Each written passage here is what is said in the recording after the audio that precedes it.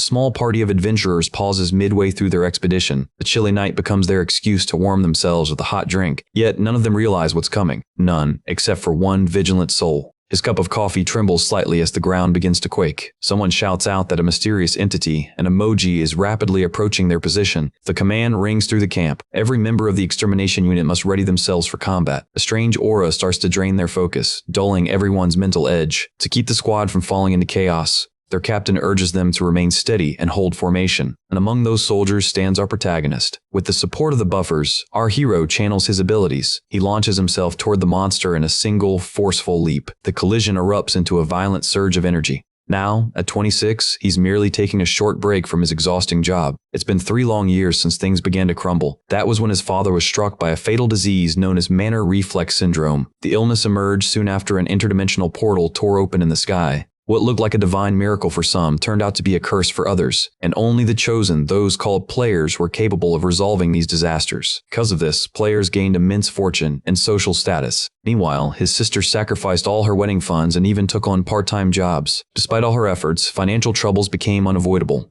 The protagonist can't help but believe that Choi Hyun-sung once had strength great enough to crush boulders with bare hands and could leap higher than most buildings. Ever since childhood, his one true wish was to become a player himself. But all he can do now is collapse onto his worn-out bed. People always say that players earn money beyond imagination, but no one truly knows how to awaken. It's like drawing the winning ticket in a lottery. Still, even knowing that, he clings to his dream of becoming one. However, in these times, being a player isn't a luxury, it's survival itself. If awakening were easy, the entire world would already be filled with players. Pushing those frustrations aside, he decides it's time to take a long shower. But as the steam rises, something in the world around him begins to shift. His stats should all start at 10, but strangely, they don't. Everything now seems to rely purely on chance. And from the looks of it, luck isn't on his side. Even at the lowest rank, he's already facing hardship. Choi Hyun-sung tallies up every resource he owns. To even reach the lowest threshold of a beginner, he'll have to grind endlessly. Still, if he could just develop a valuable skill, guilds would be fighting to recruit our hero. Kim Hana, on the other hand, was born gifted, supported by high-ranking players, and blessed with unique powers. She stands as the only buffer-class player in all of Korea. Yet even so, our protagonist has never once heard of anyone born completely skill-less in the past 19 years.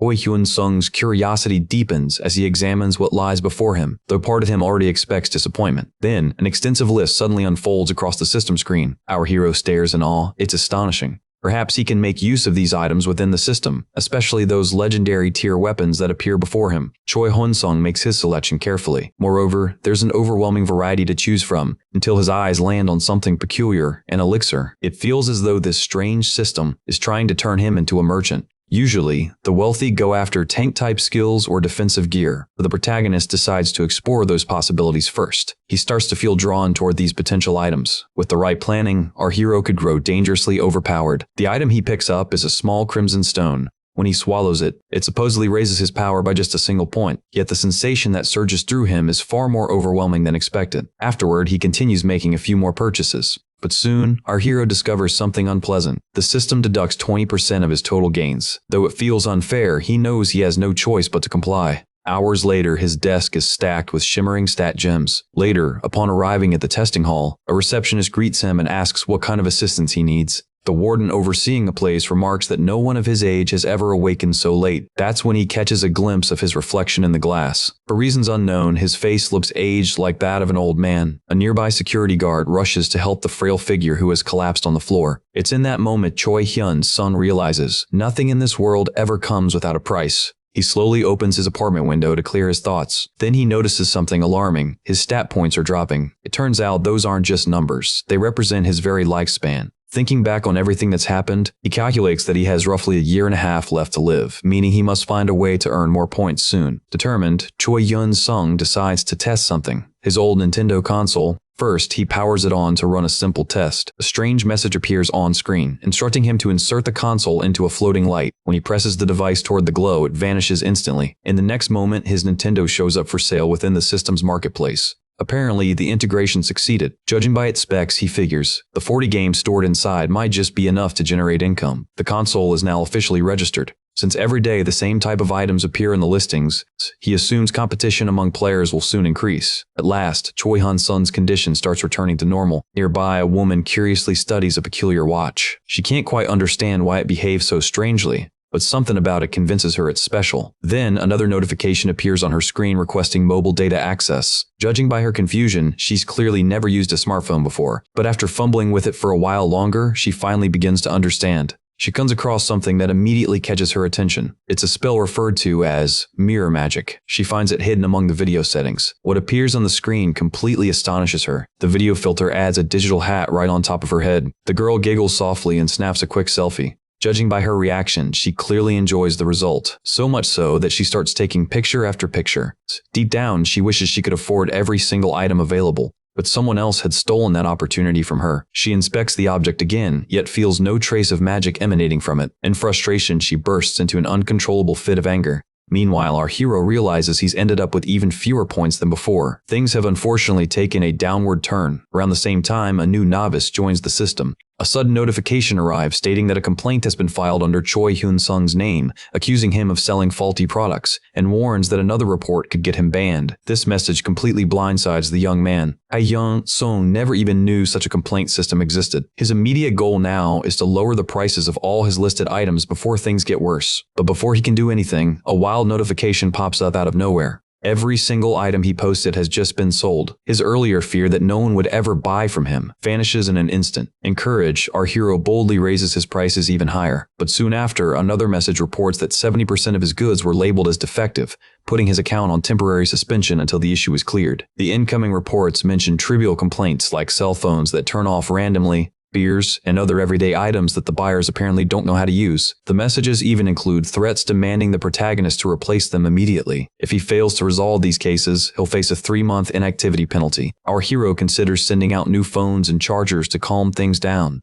Maybe focusing on selling electronics isn't such a bad idea after all. Determined, he browses through an online marketplace. The listings there are dirt cheap, but sadly, Choi Hyun-sung doesn't have the funds. His entire balance amounts to just a few spare coins. He contemplates selling his precious skill book since he's run out of items to auction. But right then, inspiration strikes the protagonist. He taps something on his phone, setting a new plan in motion. The next day, at a nearby construction site, the workers stare in disbelief at what's unfolding before them. The young man effortlessly lifts 3 heavy bags of cement all by himself. His strength even earns him a round of astonished compliments. One of the workers curiously asks where he used to work before this. Our hero awkwardly replies that he's simply gotten used to hard labor. 3 days go by. At last, his suspension period is lifted. It's time to post a fresh batch of items for sale. Boy's nerves are on edge as he prepares the new listings. Out of the 20 items sold, every single one receives a complaint, getting him suspended yet again for another 3 days. In short, someone filed a report against each and every product he uploaded. Soon, more messages from that same user flood his inbox relentlessly. Poor Choi Hyun-sung doesn't even have a moment to react or resolve any of it. Once more, his account gets frozen for another 3-day period.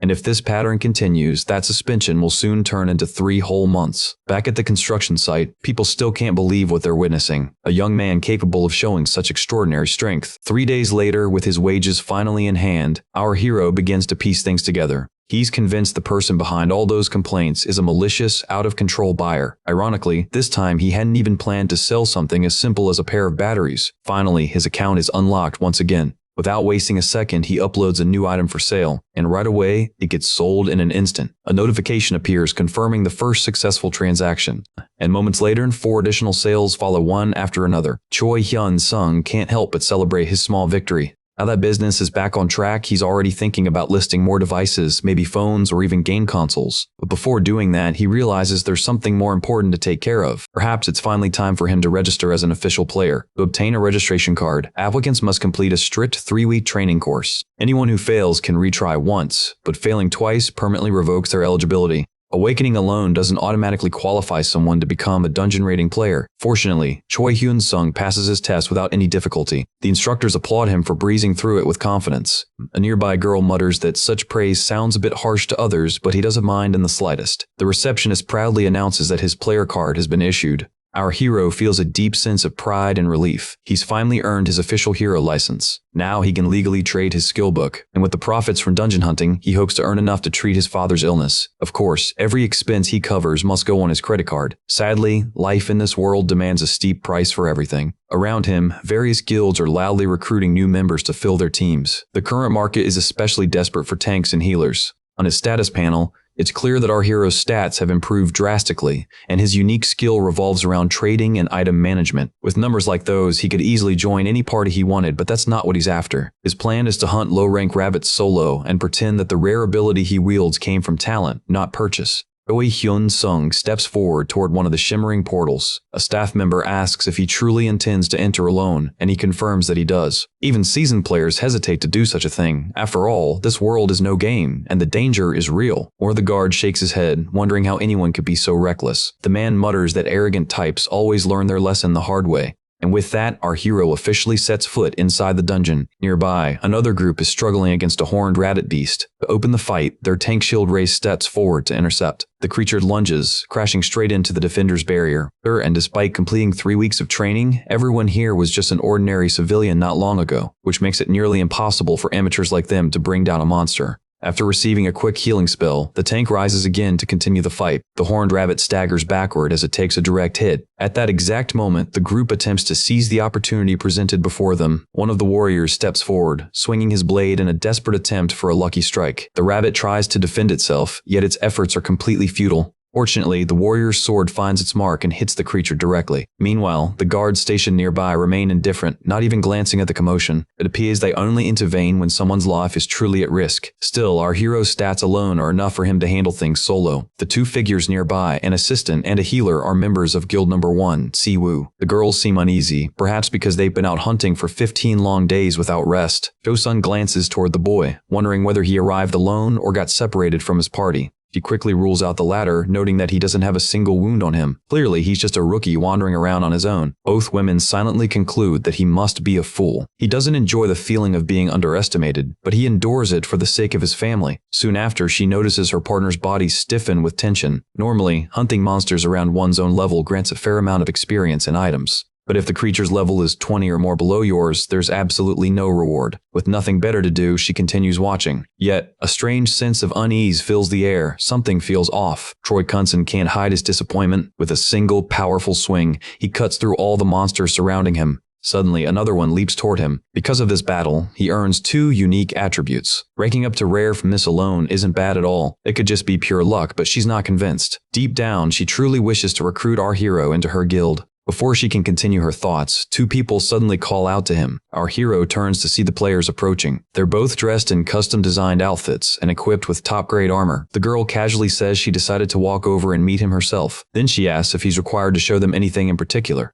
She explains that they belong to one of Korea's biggest guilds. She offers to help him join their group. He only needs to reveal his status window. Yet, no matter how much he hunts, his level still refuses to rise. The protagonist looks surprised by her words, so she presses him further, wanting to know the reason behind it. But our hero calmly shakes his head, insisting he prefers to stay on his own. She sighs, saying that it would make things much easier for everyone if he cooperated. Meanwhile, back on the surface, the others still haven't exited the dungeon yet. Charlie Hunson heads toward the taxi stand, looking exhausted. Our hero simply asks the driver to take him where he needs to go. Choi Ik-wan's son checks the route on his phone. He mentions that he's transported so many players by now, he practically knows every route by heart. In this new area, the scene is familiar crowds of people searching for party members. The atmosphere here feels almost identical to the last place. When it's time for the clearance check, the attendant asks for the boy's party, and Choi Hun-song once again replies that he's alone. Choi Hyun-sung quietly observes from nearby. Our hero notices that one of the monsters gives 180 points in total. He steadies his grip, ready to end the battle swiftly. More foxes appear, slowly surrounding him from all sides. Our hero wonders if this time he'll actually need to take things seriously. Yet even after all that fighting, his level remains unchanged. Cody Hun-sung prepares to begin the second phase of his experiment. Along with that, he gains another single point in strength. Hong-sung momentarily stops working on his recipe. In his hands lies a skill book, something rare. Without hesitation, he lists it for sale, setting an absurdly high price as usual. At the counter, the dungeon receptionist asks him to present his items. Our hero carefully places the skill book into his bag, but as soon as he checks the number of magic stones, his eyes widen in disbelief. He asks the receptionist if there's any problem with the total. At the main base, the magic readings confirm the transaction. The total value amounts to 39,000 Ries. Once the books are sold, the company will reach out to him directly. This outcome satisfies the protagonist completely. Truly, it feels great to live as a player. He wonders if it might be wiser to rent a room near the dungeon for convenience. Without breaking a sweat, our hero slays yet another monster. A new message pops up, declaring that he's the first person to ever earn a heroic rank title. Later that night, our hero rents a hotel room and enjoys a meal in peace. As a result, another achievement notification appears. Finally, he has reached the legendary rank. Chowdi Kumansung collapses from sheer exhaustion. Every single one of his attributes increases by 40 points. He smiles with deep satisfaction at his progress. Meanwhile, Choi Hyun-sung battles against another wave of monsters, but our hero parries the attack, pushing the creature back with the hilt of his sword. It's clear now he's grown strong enough to defeat these beasts with his bare hands. Shortly after, Choi Hyun-sung receives a message notifying him that his items have sold successfully. However, he must collect the payment in person. The protagonist decides to drop by the auction house. There, he learns that the auction takes a 42% fee from every item sold. Even our hero finds it hard to believe, and he vows never to sell his books through them again. He knows he must be smart about his future hunts. As he walks down the street, several people turn their heads, noticing his presence and appearance. Like the rest of his family, the protagonist could never afford luxuries. The guild leader thanks everyone for their hard work. Some of the workers bid farewell to a woman nearby. As he embraces her, our hero realizes how fragile and thin she's become. He tells her he only came to check on her well-being. Like any mother, she immediately asks whether her son has eaten yet. Choi Hyun-sung knows she hasn't eaten either, which is why he urges her to join him for dinner. Finally, he reveals to her that he has awakened. He mentions it casually to the restaurant staff. The news lifts everyone's spirits, helping them finish their tasks earlier that night. Still, it's Choi Hyun-sung who responds first, overjoyed to see her again. The girl, however, remains confused, unsure why he suddenly appeared out of nowhere. But the protagonist assures them that his sudden appearance truly has a good reason behind it. The three of them sit down together around a small table, sharing a rare, quiet moment as a family. Our hero finally reveals that he has awakened, and on top of that he adds, almost proudly, that he's already managed to earn a significant amount of money. His sister watches in disbelief as the numbers in his account grow day by day until they finally reach 1 billion won. She can hardly believe what she's seeing. It's like a dream come true. Choi Hyun-sung smiles gently and promises that from now on, they won't have to struggle so much anymore. His sister admits softly that things really have been difficult for them lately, yet he listens to her with a calm, confident smile on his face. Before he leaves, his mother asks him what time he'll be coming back home. He laughs lightly and says he'll only return once she agrees to quit her job. His mother looks worried, saying he shouldn't go out wearing such plain clothes. But our hero reassures her that he can easily find proper equipment near the dungeon. With that, he bids them goodbye and sets off toward his next mission. Later, someone tries calling him, but every call goes straight to voicemail. She can't help but worry, hoping nothing bad has happened to him. Right then, Choi Hyun-sung appears, sprinting down the hallway in a rush. In the hospital room, the atmosphere feels heavy and tense. 10 days later, the protagonist earns a new and distinguished title. He still has a few hours left before the day ends, which means more time to hunt. Sign in front of him reads, Vampire Bat Dungeon. Our hero recalls that these bats are usually normal-sized and tend to move in large flocks. Nevertheless, he tightens his grip on his weapon, ready to begin the hunt. As he steps inside, the protagonist feels as though the darkness itself is lunging toward him. The dim flame flickering from his hand shows only a faint light. That's the best he can manage with his current level of fire magic in this pitch-black environment. But before he can even celebrate his small success, Roy Kansam is already preparing another fire spell, faster and stronger than before. Apparently, the mana left behind by all those bats has coalesced into a weapon. The protagonist finds himself strangely fascinated by this phenomenon, though what truly matters to him is understanding why it happened. A week later, our hero realizes things might not be as simple as he first believed. Among the drops, he finds a black cloak boasting impressive durability. Deciding that's enough for now, the protagonist ends his hunt and returns. Back home, his mother gently asks if he's been doing all right. Our hero reassures her with a soft smile, promising that he won't push himself too far. Later, Choi Hyun-sung mentions that they recently talked on the phone. The attendant remembers him as the one inquiring about a 1,000 square meter apartment, but his mother insists that such a place is far too excessive. Still, the protagonist replies that he simply wants each of them to have their own room. A week passes, and his son. It's the first time his family sees the new house in person. His sister looks around, her eyes sparkling with excitement. For her, it already feels perfect no matter what's missing. Their mother prepares the very first meal in their new home, filling it with warmth. His sister happily suggests that they should bring welcome rice cakes to their new neighbors. Watching them, Choi Hyun-sung can't help but think how beautiful this moment truly is. Yet, deep down, he hopes that next time his father can be there too, and he silently vows to work hard enough to make that possible. Meanwhile, in another dungeon, the rats are preparing to attack. These creatures move much faster than he initially expected. Once the battle ends and he reaches the exit, his bag is overflowing with diamonds. Choi Hyun-sung takes a deep breath of relief, but before he can leave, a familiar voice calls out his name.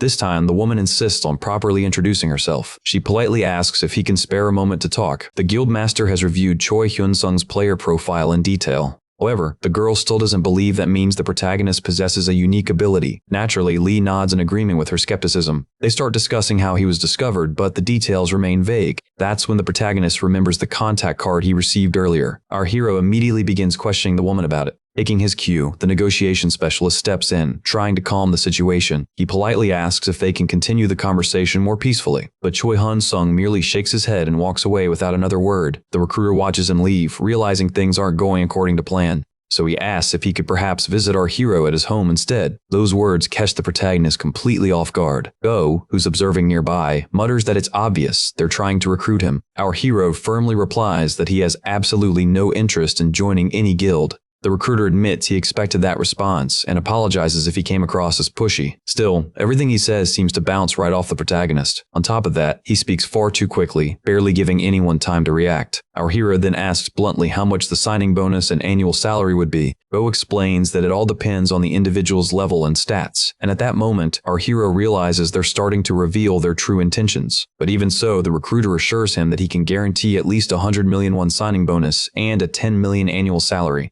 The protagonist's eyes widen slightly in surprise. Even if they're undervaluing him, that's still an enormous offer. Perhaps they don't plan to make him their main player. Except, of course, for Korea's one and only support-type prodigy, Kim Hana, who's already proven her value to the entire world. That, however, isn't the case for Troy Kanzon. When he first received his player card, he made sure to reveal nothing but his level. That's when the protagonist finally pieces together what's truly happening here. Recruiter insists that he doesn't understand what our hero is implying, but Lee's reaction says otherwise. You can clearly tell something's off. It's obvious the recruiter genuinely has no clue what's going on. The woman beside him, however, is doing a poor job at hiding her nervousness. They probably already suspect something unusual about him. The recruiter leans forward, curious about what our hero is thinking. Yet the protagonist knows that showing his status window would only put him at a disadvantage. The recruiter promises that once they see his stats, they'll offer him anything he wants: salary, benefits, and prestige. He explains that by showing them, our hero can join the guild anytime he wishes. But once again, the recruiter's persistence only makes our hero more annoyed. So, without another word, the protagonist firmly ends the conversation. Truth be told, Choi Hyun-sung had already expected this kind of situation from the very beginning. Just then, the hero receives a sudden phone call from an unknown number. Claudia Huntz quickly glances at the caller ID and immediately hangs up.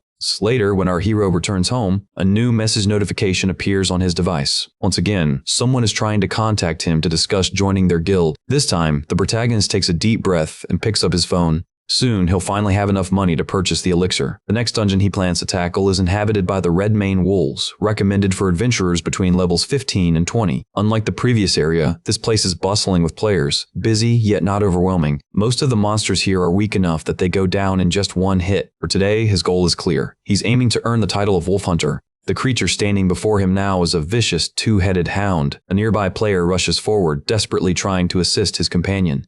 The sight makes our hero uneasy. It's a situation that could turn dangerous fast. After all, new players awaken every year, flooding the ranks of the unprepared. As he moves forward, he realizes a group is already waiting ahead of him. Without breaking a sweat, he obliterates them all in a single, decisive blow. Yet another group is already preparing to ambush him. Just as the hero braces himself, the protagonist mocks them, daring them to come closer. With that, he already secures his very first title. He then decides it's time to move on, especially since the place has grown far too crowded for comfort. But before he can leave, a desperate scream echoes through the air. A female player tries to flee but is crushed in an instant, like an insect underfoot. For the first time, tension tightens in our hero's chest. He even leaps away in an attempt to escape. What's left behind are only his torn shirt and cloak. Monster momentarily freezes, confused by his sudden disappearance. But his counterattack doesn't seem to do much damage. Though, he launches 3 spells at once. This time, the creature's reaction feels different. Both of its heads roar in sync, eyes blazing with fury. 20 minutes later, he's absorbed enough energy to continue. With renewed strength, he hurls a blazing fireball forward. The first strike is dodged narrowly.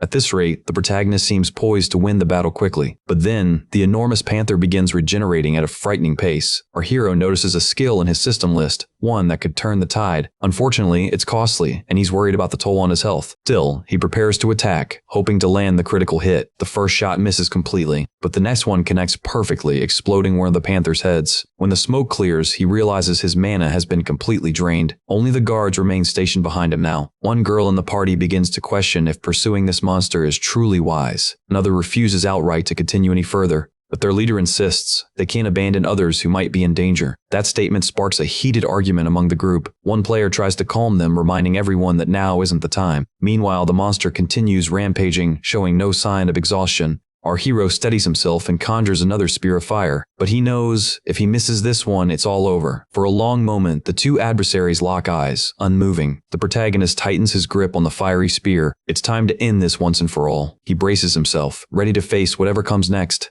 Yet, the battle's rhythm still frustrates our hero deeply. The monster lunges again, trying to strike in midair. But when he lands, our hero lets out a victorious cheer. Even a glancing blow from that spear leaves a deep burn on the beast's hide. The creature swipes again, but he dodges effortlessly this time. Not satisfied, he thrusts his weapon deeper into the creature's body. Our hero raises his shield, ready for any retaliation. Possible. There's no denying it. This is one unbelievably stubborn monster. On top of that, his mana reserves are nearly depleted. But Choi Kun-seo faces the challenge head-on. With a final strike, he obliterates the monster's remaining neck. Suddenly, its massive body begins dissolving into particles of pure mana. From the fading remains, he picks up a mysterious item. The rare skill grants its user the power to survive as long as their head remains intact, regenerating every wound sustained. He can't help but marvel there's truly no other ability like this in existence. It's one of a kind. Oi Yun-sung accepts the power, and a radiant blue light envelops him. Just then, a squad from the Player Association arrives, their extermination unit. One member calls out, announcing that he's detected nearby players. The squad leader, Shin Yuna, mentions she's heard rumors of a high-level monster in the area. One of the girls shivers with fear at the thought. A mage replies that he can only sense the dungeon's walls for now, but suddenly something shifts in the air. He reports that a player's presence has just been confirmed. Shinyuna quickly demands the exact location and number of targets. The man halts abruptly where he stands. It's clear from their aura that these players are high-level individuals. The squad's leader turns to our hero and asks if he's alright. Choi Hyun-sung looks puzzled, unsure what she means.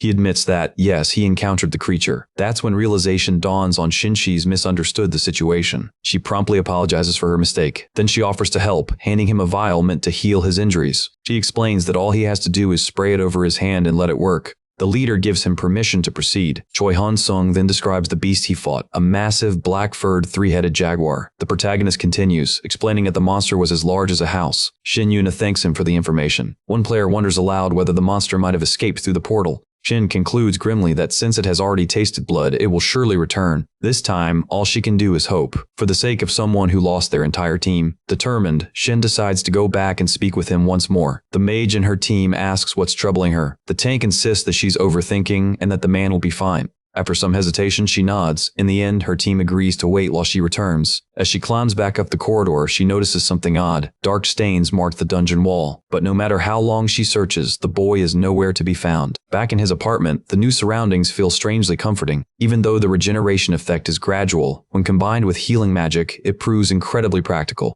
With nothing pressing to attend to, the protagonist collapses onto his couch. Every fiber of his body screams exhaustion. Just as he begins to relax, his mother arrives. To deflect any questions, he casually claims he's just been working hard. Then he inquires if there's anything to eat, hoping to distract from further interrogation. Choi Han-sung is beginning to realize he might have a small problem on his hands. At that exact moment, his sister calls their mother. She's asking questions about the protagonist. Evidently, she's referring to the incident that occurred in the dungeon. The one where countless people lost their lives. Judging by her expression, she's far from pleased. It's clear she already understands the gravity of the situation. Dori Kun-sung attempts to calm her, claiming he didn't actually encounter the monster. But the protagonist assures everyone that he genuinely enjoys what he does. Hunting monsters, he says, is not just fulfilling, it's exhilarating. He recounts where the trail of the three-headed jaguar was discovered. They had scoured every possible corner of the dungeon. Him admits he's uncertain about the events, but is determined to follow the tracks. Still, she maintains that she is merely fulfilling her duties. Kim notes that this section of the dungeon has also been ravaged by the creature. The jaguar allowed one player to escape its grasp. He confirms that a battle indeed took place there. Kim remarks that traces of magic residue are still detectable. From that, he speculates the survivor might have been a magic swordsman. He pinpoints the exact location where the battle's outcome was decided. This only serves to deepen the captain's confusion.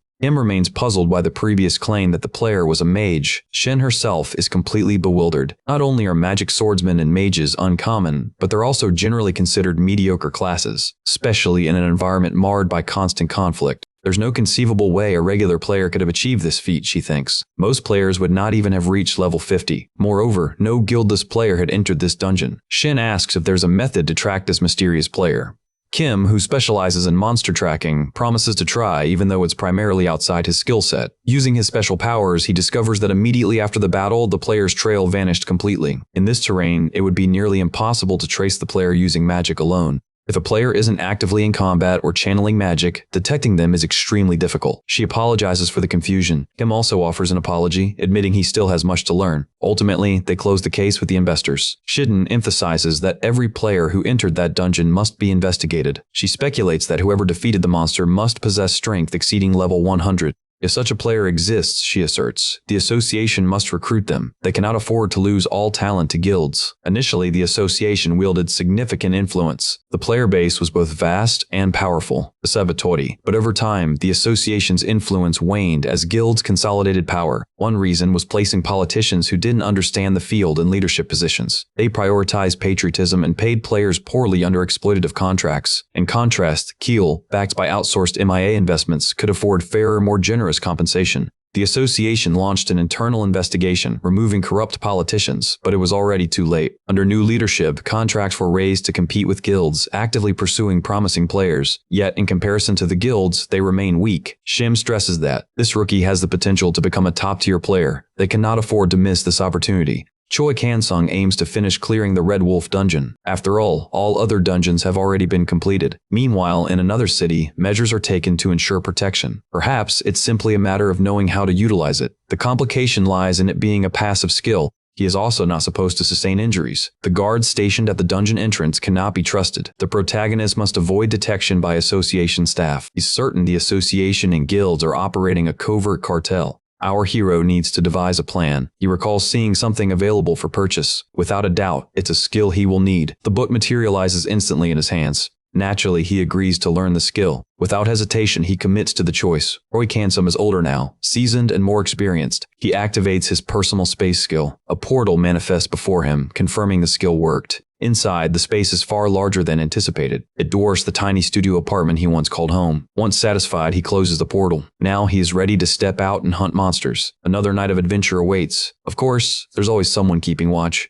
But just as he's about to leave unobserved, a man asks him to wait a moment. Soon after, the man confirms the protagonist's identity. Immediately, an update appears in his system. This is why entering the dungeon earlier had been relatively easy. He needs to remove an item from the premises. His bag undergoes inspection. Ultimately, the staff confirms everything is in order. He departs, as if it were just another ordinary workday. Now, the protagonist can move freely, assured he won't draw attention. Deciding to call it a day, he organizes his belongings. Yet, there is one item he still cannot. Quickly, he agrees to learn this newly available power. Strangely, the protagonist cannot learn the skill. Troy Kansum is left bewildered, having never encountered this before. In truth, the Book of Immortality absorbs the skill, enhancing itself in the process, leaving our hero clueless once more. Evidently, the regenerative abilities have merged into another skill, but it remains unclear just how much it has improved. Yet, seemingly, nothing has changed visibly. Eventually, he exits the dungeon. He walks away steadily, all while using his phone. An unknown number flashes on the screen. The protagonist chooses to answer. On the other end of the line, a mysterious voice speaks. The call comes from the leader of the second support team. Instantly, a wave of nervousness washes over him. The protagonist remarks that he only wanted to be contacted if his conditions had been accepted. Apparently, they agreed to his terms and now want to meet to finalize the contract. Roy Kansung can't help but suspect it might be a scam. Yet, the caller insists this is serious, assuring him that, given the enormous sum involved, they are treating it with the utmost care. For a moment, the protagonist is left speechless. He explains that he's far too exhausted right now for a meeting. Naturally, the man offers to send the contract instead. He hangs up, and shortly afterward, the document arrives. For the protagonist, that marks the end of this chapter. The lawyer examines the contract, and at first glance, it seems properly structured. Yet there are numerous clauses that could harm the protagonist if the guild decided to exploit them. Roy Kansung wants clarity on the exact details. The first clause states that if certain conditions occur, executives hold the final decision-making authority. Another clause details further obligations and responsibilities. Penalty for breaching the contract is severe. In effect, if any of these clauses are violated, the protagonist must pay 10 times the bonus amount. He is growing increasingly impatient with their overreach. The lawyer advises scheduling a meeting to revise these clauses and clearly define the bonus, instead of applying a tenfold multiplier. The protagonist attempts to contact the guild representative. However, that proves difficult. He then calls the first negotiator. This time, the man offers a 50 million bonus. Choi Hyun-sung insists that he originally requested 100 million. The negotiator is fully aware of that fact. In this tense situation, Even the man on the other end is taken aback. Eventually, he sends the revised contract to our hero. Choi Kan-sung carefully examines the document. It appears identical to the previous contract except for the bonus adjustment. The lawyer double-checks to ensure all terms are valid. Our hero confirms and asks him to review the new document. Naturally, the lawyer is happy to comply. Yet something still troubles him. He suspects that the contract wasn't drafted by the same person as before. Choi Yun-sung asks how he can tell it was written by two different authors. The lawyer explains that while the layout is similar, there are notable differences. For instance, this version contains fewer unfavorable clauses, and the penalty fee has been reduced to 5 times the bonus. The protagonist wonders why the same guild would issue 2 different contracts. Apparently, internal conflict is at play. But for our hero, this actually works in his favor. He decides to consult the lawyer about the implications. Meanwhile, Choi Hyun-sung searches the internet. He quickly discovers a dispute between the guild master and the vice leader. That gives our hero the perfect opportunity to exploit their discord. Calls the CEO, the second leader of the support team, first. The man is visibly surprised and hopes his client has already made a decision. Huygen-sun requests a larger bonus. He now proposes 200 billion. First comes the shock, then the man replies that such an amount is likely impossible. Choi Kan-sung mentions he has already been contacted by team leader Go Jin-suk. It becomes clear that tensions between them are high. Each party is willing to match offers from the other.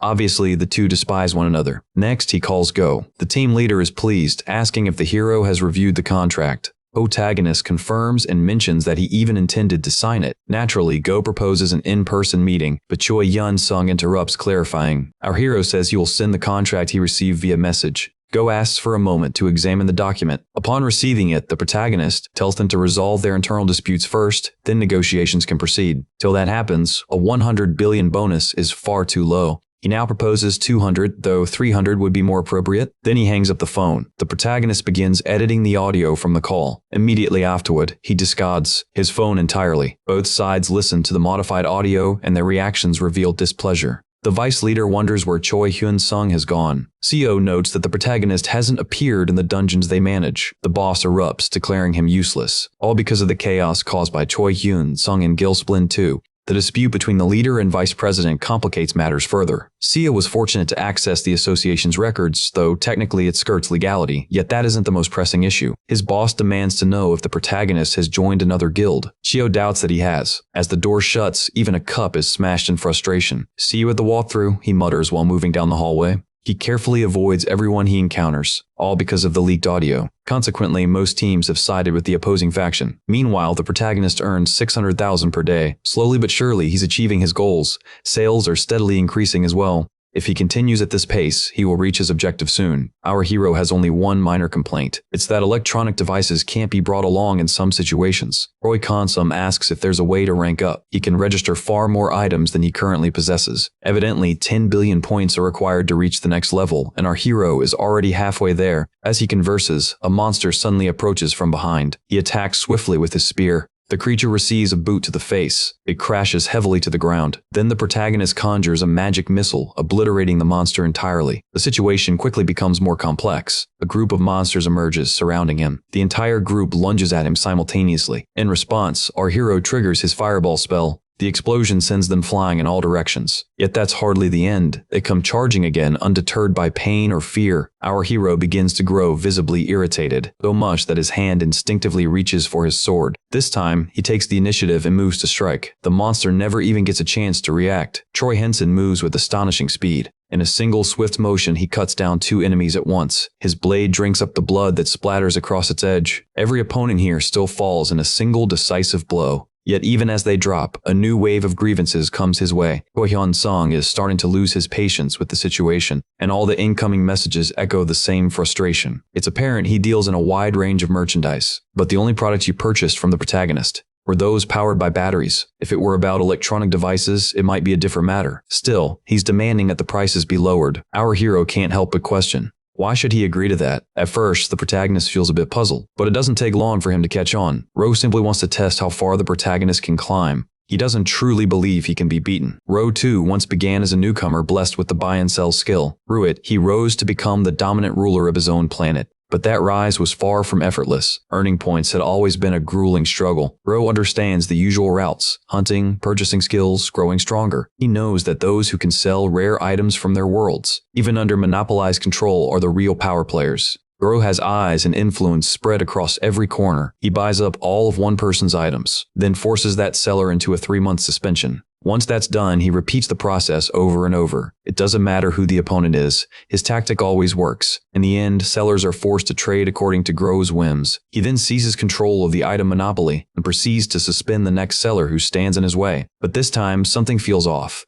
There are no more batteries on the market. The protagonist's entire stock has completely sold out. He leaves with a cart overflowing with goods. Yet by now, he has already sold every last item. Still, he doesn't. He doesn't intend to make things any easier. The second round is about to commence. Thus begins the intense battle of selling and reselling. Unfortunately for our protagonist, Gro eventually catches up. In retaliation, the protagonist triples his prices. Now his inventory has reached the rare tier, allowing up to 100 listings. Ironically, Gro's interference ended up helping him more than hindering. Though admittedly, it was a dangerous gamble. The number of complaints nearly rivals the number of items sold. Now he waits, eager to see how his rival will respond. Roshu's assistant throws in the towel. He probably needs time to replenish his stock. The same applies to Gro, who took a heavy financial hit. When the battery prices quadrupled, that was the breaking point. Our hero is absolutely fuming. Even so, he refuses to back down. Gro believes he's finally pushed the protagonist to his limit. Then, suddenly, a camping battery appears on the listings. Gro completely loses it upon seeing it. Over 70 units are up for sale, totaling a staggering 2.1 billion. Gro realizes he'll have to invest an even greater sum. He still doesn't know how deep this man's limits go. Gro keeps scrolling through the marketplace feed. Another transaction goes through without issue, and there are no new complaints, meaning his rival has surrendered. Moments later, Gro reposts the batteries for resale.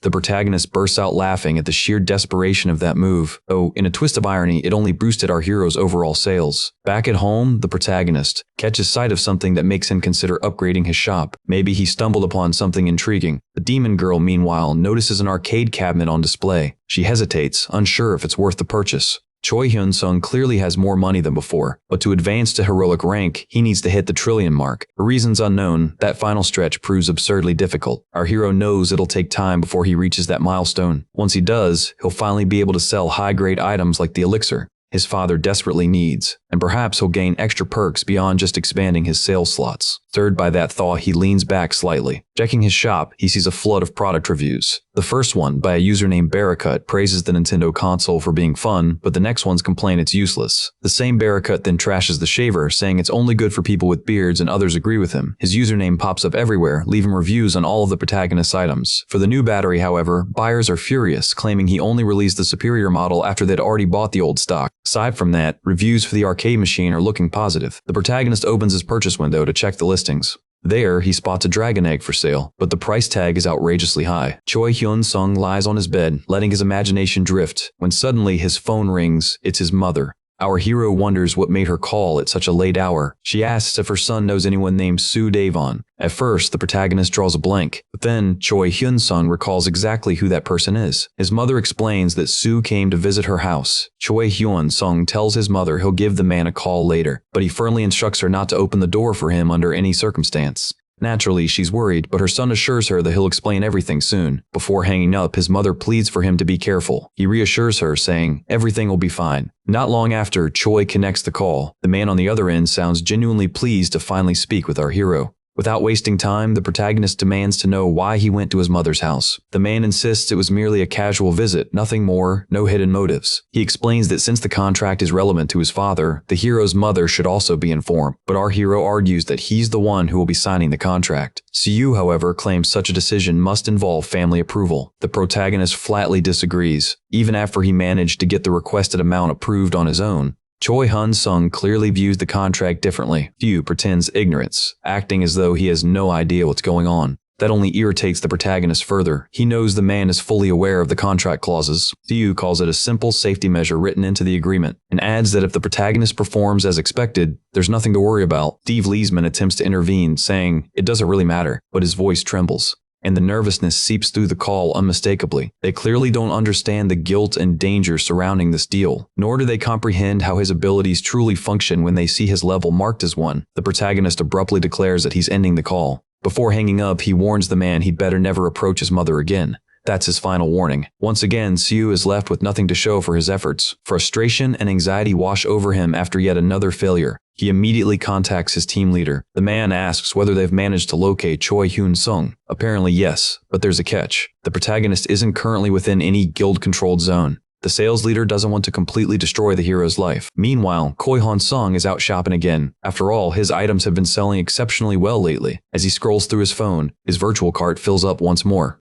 But then our hero suddenly stops in his tracks, standing right in front of the Gossi store. Moments later, he walks out with bags full of clothes. He's geared up and ready for another hunt. With a single motion, our hero moves in. He cuts down 2 monsters simultaneously, and in one fluid strike, he cleaves a frogman clean in half. Immediately after, the protagonist leaps aside as Renekius casts a fireball. The blast engulfs the area in flames. He notes that things wrapped up faster than expected, but before he can relax, a group of unfamiliar Thiyus appears, waiting for him. One of them begins to tail him discreetly. Their pursuit leads deep into the forest. Deeper still, he moves through the thick terrain. Realizing he's being followed, he decides to start the hunt himself. The small creatures don't stand a chance. His magic missiles tear through them with ease. The goblin charge formation collapses in seconds. A single fireball wipes out what's left of them. But the onslaught isn't over yet. Choi Hyun-sung acknowledges that these goblins are surprisingly cunning. Still, they all end up blasted to pieces. The horde is massive, and it refuses to stop advancing. The protagonist continues unleashing spells, when suddenly an attack comes out of nowhere. The goblins are firing blow darts from a distance. With one decisive move, he sends them sprawling. Then he dives down and smashes the ground beneath them. The protagonist gives them no chance to recover, slicing one cleanly in half. Surrounded by a floor glittering with mana crystals, he decides that's enough for today. He opens a portal, ready to store his loot.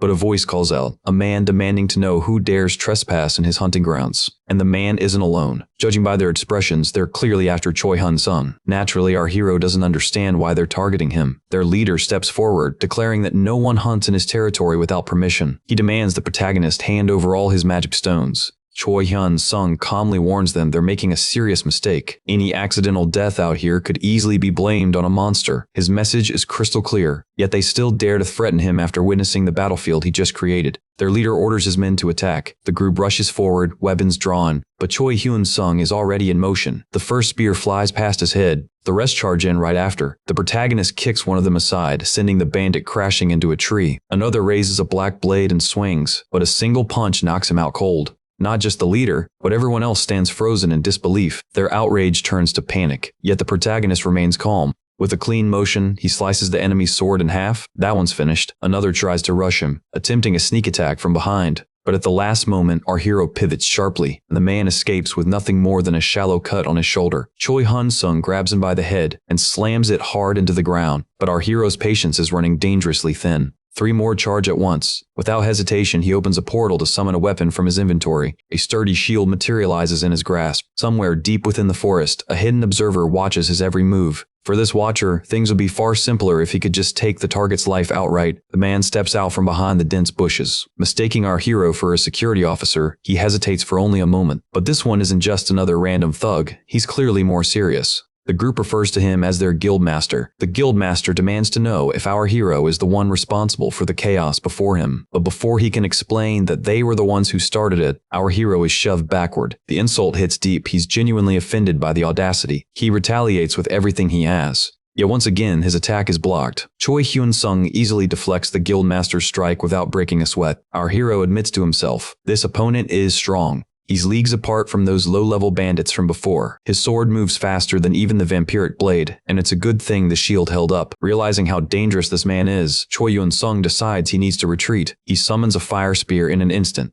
The guildmaster doesn't even have time to react. Before a massive explosion rips through the clearing, our hero seizes the opportunity and sprints away. Master survives, though his hair is less singed and smoking. Out of patience, the swordsman charges, closing the distance in a blink. The next strike could have been fatal. From the ground, our hero summons another fire spear, ready for a counterattack. The man dodges to the side just in time. The two lock eyes, their stares sharp with mutual resolve. Our hero hatches another plan. He conjures a dense smokescreen to obscure their vision. The guildmaster coughs, momentarily disoriented, but soon he seems to have found his target again. He lunges forward, attempting another strike. Choi Hyun-sung straps the shield to his back, freeing both hands. He crafts another fire spear and detonates it between them. The forest fills once again with smoke and debris. The guildmaster can't see what's coming next. Choi Hyun-sung reaches into his inventory. His hand grasps the item he's searching for. As soon as he confirms it, a glowing book appears in his hand. The effect surges instantly through his body. The guildmaster mistakes his silence for surrender. But our hero isn't one to waste his chances. That would be foolish. Just then, the guildmaster charges at full force. Choi Hyun-sung braces himself, intending to end it with one decisive blow. But before the strike lands, someone leaps between them. At first glance, our hero freezes in surprise. The guildmaster doesn't even register what just happened, because with a single swing of her weapon,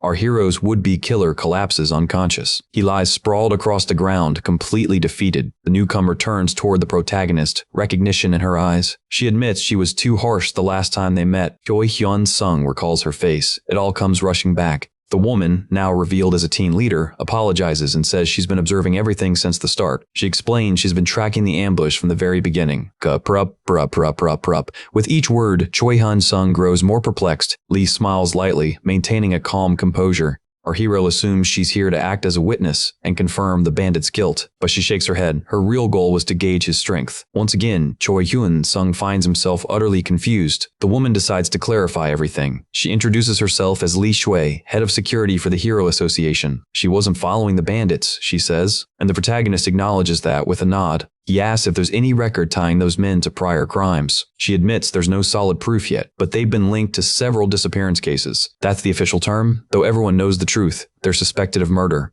Protagonist points out that they didn't seem intent on killing him. Lee agrees. Their behavior didn't suggest that either. Our hero then asks what could possibly drive them to such acts, and that's exactly what she intends to uncover. Lee turns her attention back to the guildmaster's limp body. She calls out, saying she knows he's awake. She warns him that she's in no mood for unnecessary violence. She gives him a light jab with her weapon. The man jerks awake instantly. It would have saved her the trouble if he'd woken up on his own. Lee demands to know the true reason for the ambush. The guildmaster claims he was merely defending his members from being attacked, and that his own injuries prove he'd already been struck down. He then asks how she even knows he's from the association. Lee raises her spear and points it right at his face. Calling him an idiot, she mocks his ignorance. He reminds him they're inside a dungeon. There's no evidence to be found in here, so he better stop assuming that Choi Hyun-sung would run to the police for backup. Lee warns him that if he doesn't start talking, this goblin dungeon could easily become his grave. It would have been much simpler if he had cooperated from the start. Instead, he starts shouting that members of the association aren't allowed to threaten anyone. Clearly, this fool still doesn't grasp the situation he's in. Lee signals to be left alone with him for a moment. Naturally, the protagonist agrees and steps away. The guildmaster immediately begins begging for mercy, but all that echoes through the dungeon are his desperate screams. As requested, Choi Hyun-sung does his part. He seals all the bandits inside a containment circle. Maybe everything that happened tonight traces back to Suwa and that three-headed beast. Whatever the case, this encounter leaves more questions than answers. From his previous ordeal, he's learned that even those tied to the association can't always be relied upon. Our protagonist once believed that life would smooth out the moment he became a player. If the command issued was to disable him permanently, the scheme was to force him into joining their guild afterward. But even though there's undeniable proof, the association still refuses to act against Suwoo. Jordy approaches, looking uneasy yet fully aware of what's going on. Lee then instructs everyone to clear the area. The prisoners are escorted away onto a bus. Birdie Hunson wastes no time and cuts straight to the chase. He demands to know why she had been tailing him. Lee answers that it concerns the incident with the three-headed beast. She mentions that she accessed the dungeon entry records. To the protagonist, that sounds like a breach of the law. She spends the next 30 minutes thoroughly breaking down the procedure to him. Since she's working under a covert mission, her only intention was to learn what his ability truly was. But when things spiraled, she admits she should have stepped in sooner and apologizes. Ultimately, her goal was to measure the protagonist's potential. Her suspicions were confirmed after witnessing his clash with the guild leader. The hero then asks whether he'll face punishment for concealing that he was the one who slew the creature. Instead, she says what she intends is to reward him. Roy Hunson is caught completely off guard by that, yet the protagonist already knows what she's after: recruitment. Still, he firmly states he has no interest in joining any organization. They expected his refusal, but before pushing further, she decides to explain the offer. First, they're willing to pay a signing bonus of 100 billion, along with the perks that come with being part of the association. That includes tax exemptions and free access to top-grade gear. The protagonist assumes they'll ask him to display his status window, but Lee clarifies that won't be necessary. All he needs to do is take a simple test. Roy Kamsum, our hero, inquires what kind of test she's referring to. All that's required is for him to sit across from someone of her choosing and respond truthfully to every question. Some individuals possess a skill known as the Contract of Truth. When activated, crimson lights emerge across their body. Choi Hyun-sung questions why they're going to such extremes. He figures they could have easily just hired a top-tier player instead. The protagonist voices his doubt. He doesn't refute it. Choi Hyun-sung admits he doesn't even know how to override that particular rule. and if what she says turns out true, he asks whether the association would still seek to recruit him. As things stand, he's still far weaker than the adversaries ahead. Exactly as the protagonist had imagined, the examiner explains that once the skill activates, a system prompt appears requesting consent. All he must do is press the yes option. The prompt appears exactly as she described. He accepts without hesitation. For a brief moment, energy engulfs the hero's body before quickly dissipating. The other players quietly exit the room. She tells him to relax. There are just a few questions left to answer. Taking a deep breath, our hero steadies himself for what's to come. The first question asks if he truly awakened only 3 months ago. Then she adds that she believes he's probably around level 140 and wonders why he's been clearing such low-tier dungeons. That question gives the hero pause. Up until now, the questions have been straightforward. She asks if he possesses any unique skill. Our hero remains silent. She reminds him that he's required to respond to each query. The leader poses the next question directly. She asks if he's capable of using that power on another player, and then answers herself, no, he cannot. Choi Ik-hoon's son takes a moment to think before replying. Levin announces that the truth-binding skill's effect has ended. The hero asks if he's expected to undergo the process again. She shakes her head, saying there's no need, he's already provided all the answers she required. Now they're certain that the protagonist indeed wields a unique skill. Surely concern can guess that she also possesses one of her own. The leader confirms but adds that she cannot disclose its nature. The protagonist looks disappointed that he's not the only one blessed with such an ability. As the name implies, the leader explains, this kind of power is singular to its wielder. No one else in existence can replicate it, and historically, every individual who held such a gift ascended to remarkable heights. Lee goes on to clarify that only limited details are ever shared with the public. There are strict laws protecting players, allowing them to conceal their unique abilities. The hero asks if he even has authorization to hear all of this, and she assures him he does. Technically, she wasn't supposed to reveal her own special ability, but since they'll soon be working together, she considers it acceptable. However, the protagonist points out that he never actually agreed to join the association. Unfortunately for him, the moment he admitted to possessing a unique skill, his options vanished. Our hero finds himself utterly speechless. The leader slides a document across the table toward him. It's a formal player contract. The terms are minimal, and compensation in case of any workplace injury is exceedingly generous. He's also granted full autonomy over his magic stones and all acquired items. Lee takes the chance to hand him a pen. Then she gestures toward the section where his signature should go. Truthfully, the protagonist is being offered everything he could possibly need, yet the lifetime clause makes him feel as though he's signing away his freedom. They assure him otherwise, saying if it were actual slavery, the organization would collapse instantly. The hero can't hide his surprise. Choi Hyun-sung is capable of farming magic stones and treasures even from low-ranked dungeons, meaning he could theoretically level up endlessly. To her, this is an opportunity to bring in someone who could someday surpass every other player alive, so spending a little extra is well worth it. Fortunately, that detail works to Choi Hyun-sung's advantage. If he can just renegotiate the duration clause a bit, the leader appears mildly taken aback. She hadn't anticipated that being his sticking point. Lee then asks if he knows how many unique skill users currently exist worldwide. There's no precise figure, but roughly 80 are known.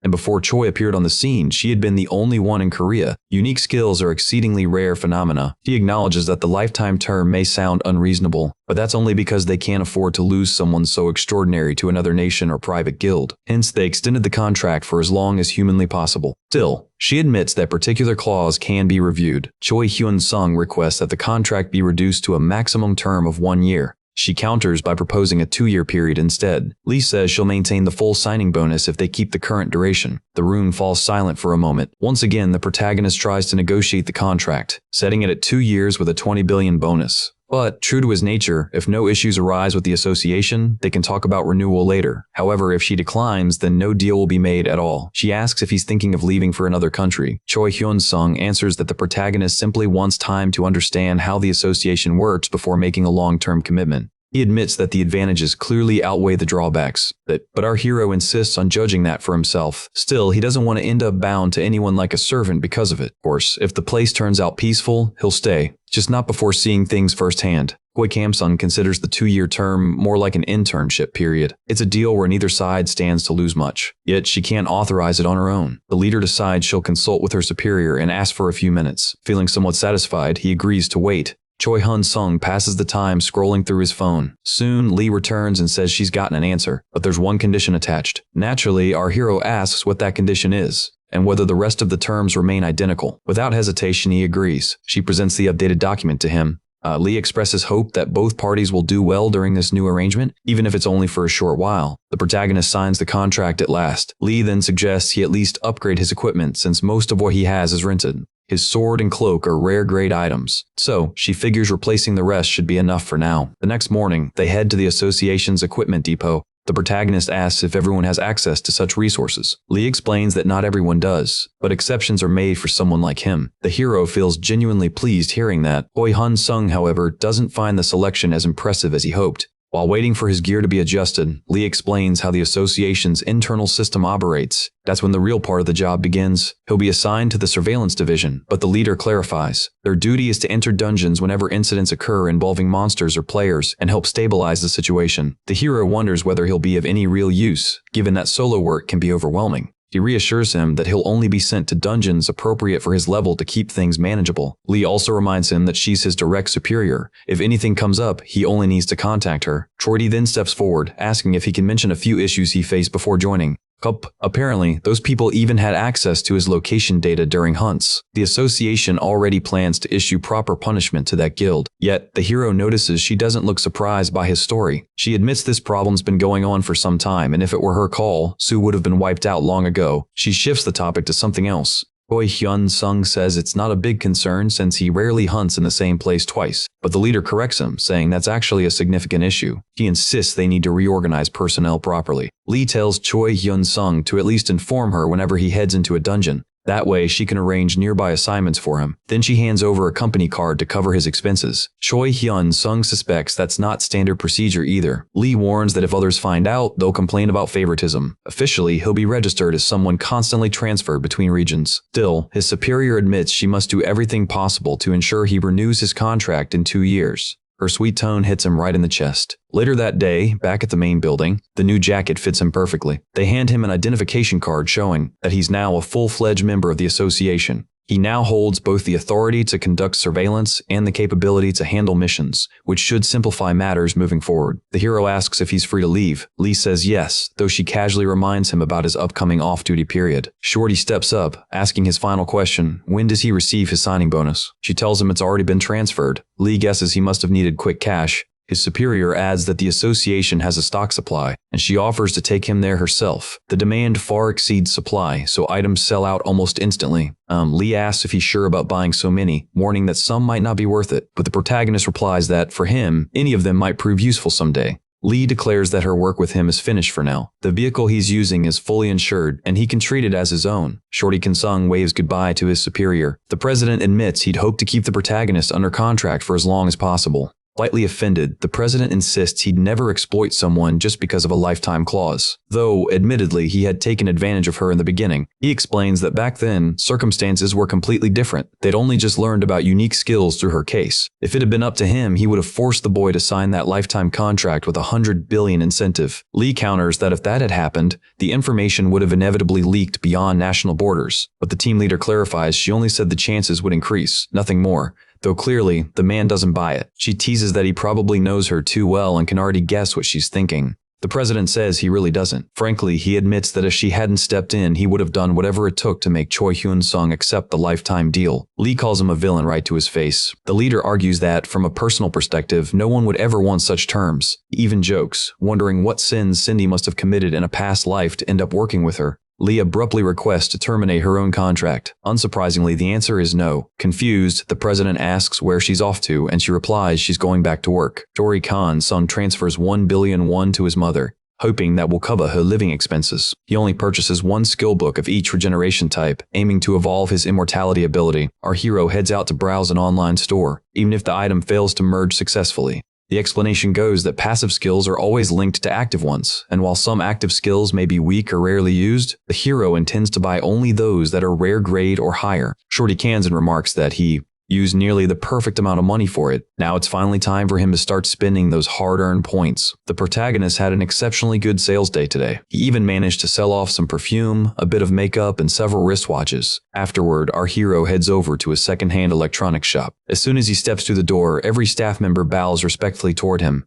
Choi Kam-sung immediately inquires about the stock of camping batteries. The employees reply that they've already finished charging every single one, and the protagonist gives them a grateful nod. Still, there's one small question lingering in his mind. On top of everything, he also earned a neat discount from all his accumulated points. Thanks for the service, Jody-kan Song, he mutters on his way out. The protagonist takes another careful look at the display window before leaving. His thoughts drift back to the last battle he fought. He remembers Choi Khan's own plan to spend roughly 3 billion points. Ordinary potions cost about 5 billion, and the rarer ones are priced at nearly 10 million apiece. Without hesitation, Shorikun Sung begins purchasing what he needs. With the remaining 5 billion, he decides to upgrade his passive skill of immortality to the rare rank. To test the result, he draws his blade. He slices his own finger, but the wound vanishes in an instant. Just then, Lee gives him a call. Wei Hun Sung answers the phone immediately. It's a conversation meant for his superior. She explains that she's already filed a police report against the Sioux executives, and with solid evidence, they've all been arrested. Protagonist breathes out in relief. He had no desire to get tangled with those people ever again. Apparently, even the guildmaster has joined hands with the police to help bring down the vice leader. Every dark deed the man committed is now being revealed, including the accomplices who aided him. Yes, even those within the guild itself, one of whom is the vice president.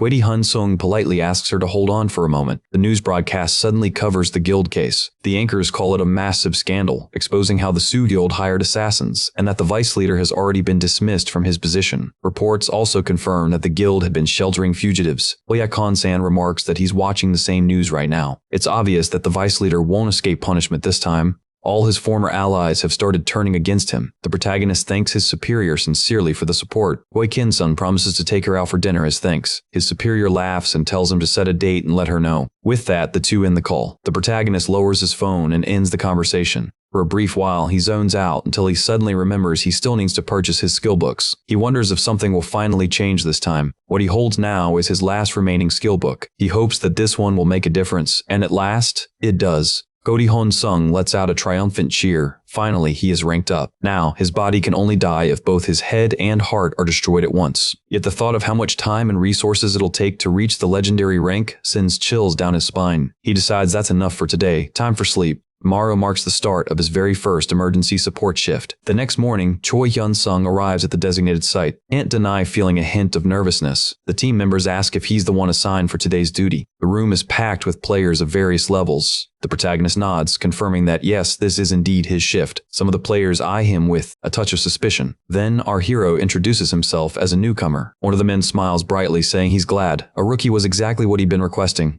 That man finally got his wish. His name is Seo Takal. Seo begins guiding him around the facility. However, the woman accompanying them doesn't share his enthusiasm. Seo simply says, "You can stay right here." Since Shoikin-san has been assigned to dungeons below the 100th level, their next destination will be the Surum dungeon. The woman is 25, almost the same level as the protagonist, who's nearing level 100. Our hero silently hopes the two of them can work together smoothly, but she, clearly reluctant, just mutters a half-hearted fine. Seo scolds her lightly for such rude behavior. The girl retorts that he's younger than she is, so she's just being casual. Then Sirium looks at the protagonist and asks whether he feels offended. Seo offers an apology on her behalf, but Su Young doesn't even bother to explain herself. Rowdy Khan Sung calmly mentions that, actually, he isn't younger than her. "I'm 27, he says, surprising everyone in the room. Seo laughs, saying he honestly looks much younger than that. Sirium feels awkward and apologizes again. Choi Hun Sung waves it off, saying it's fine, but the girl immediately walks away. Wrapping up the briefing, Seo explains that whenever a support call comes in, the protagonist will be paired with her. He adds that he originally wanted to assign Choi-kun-sun to someone else, but she's the only one who operates in dungeons below level 100.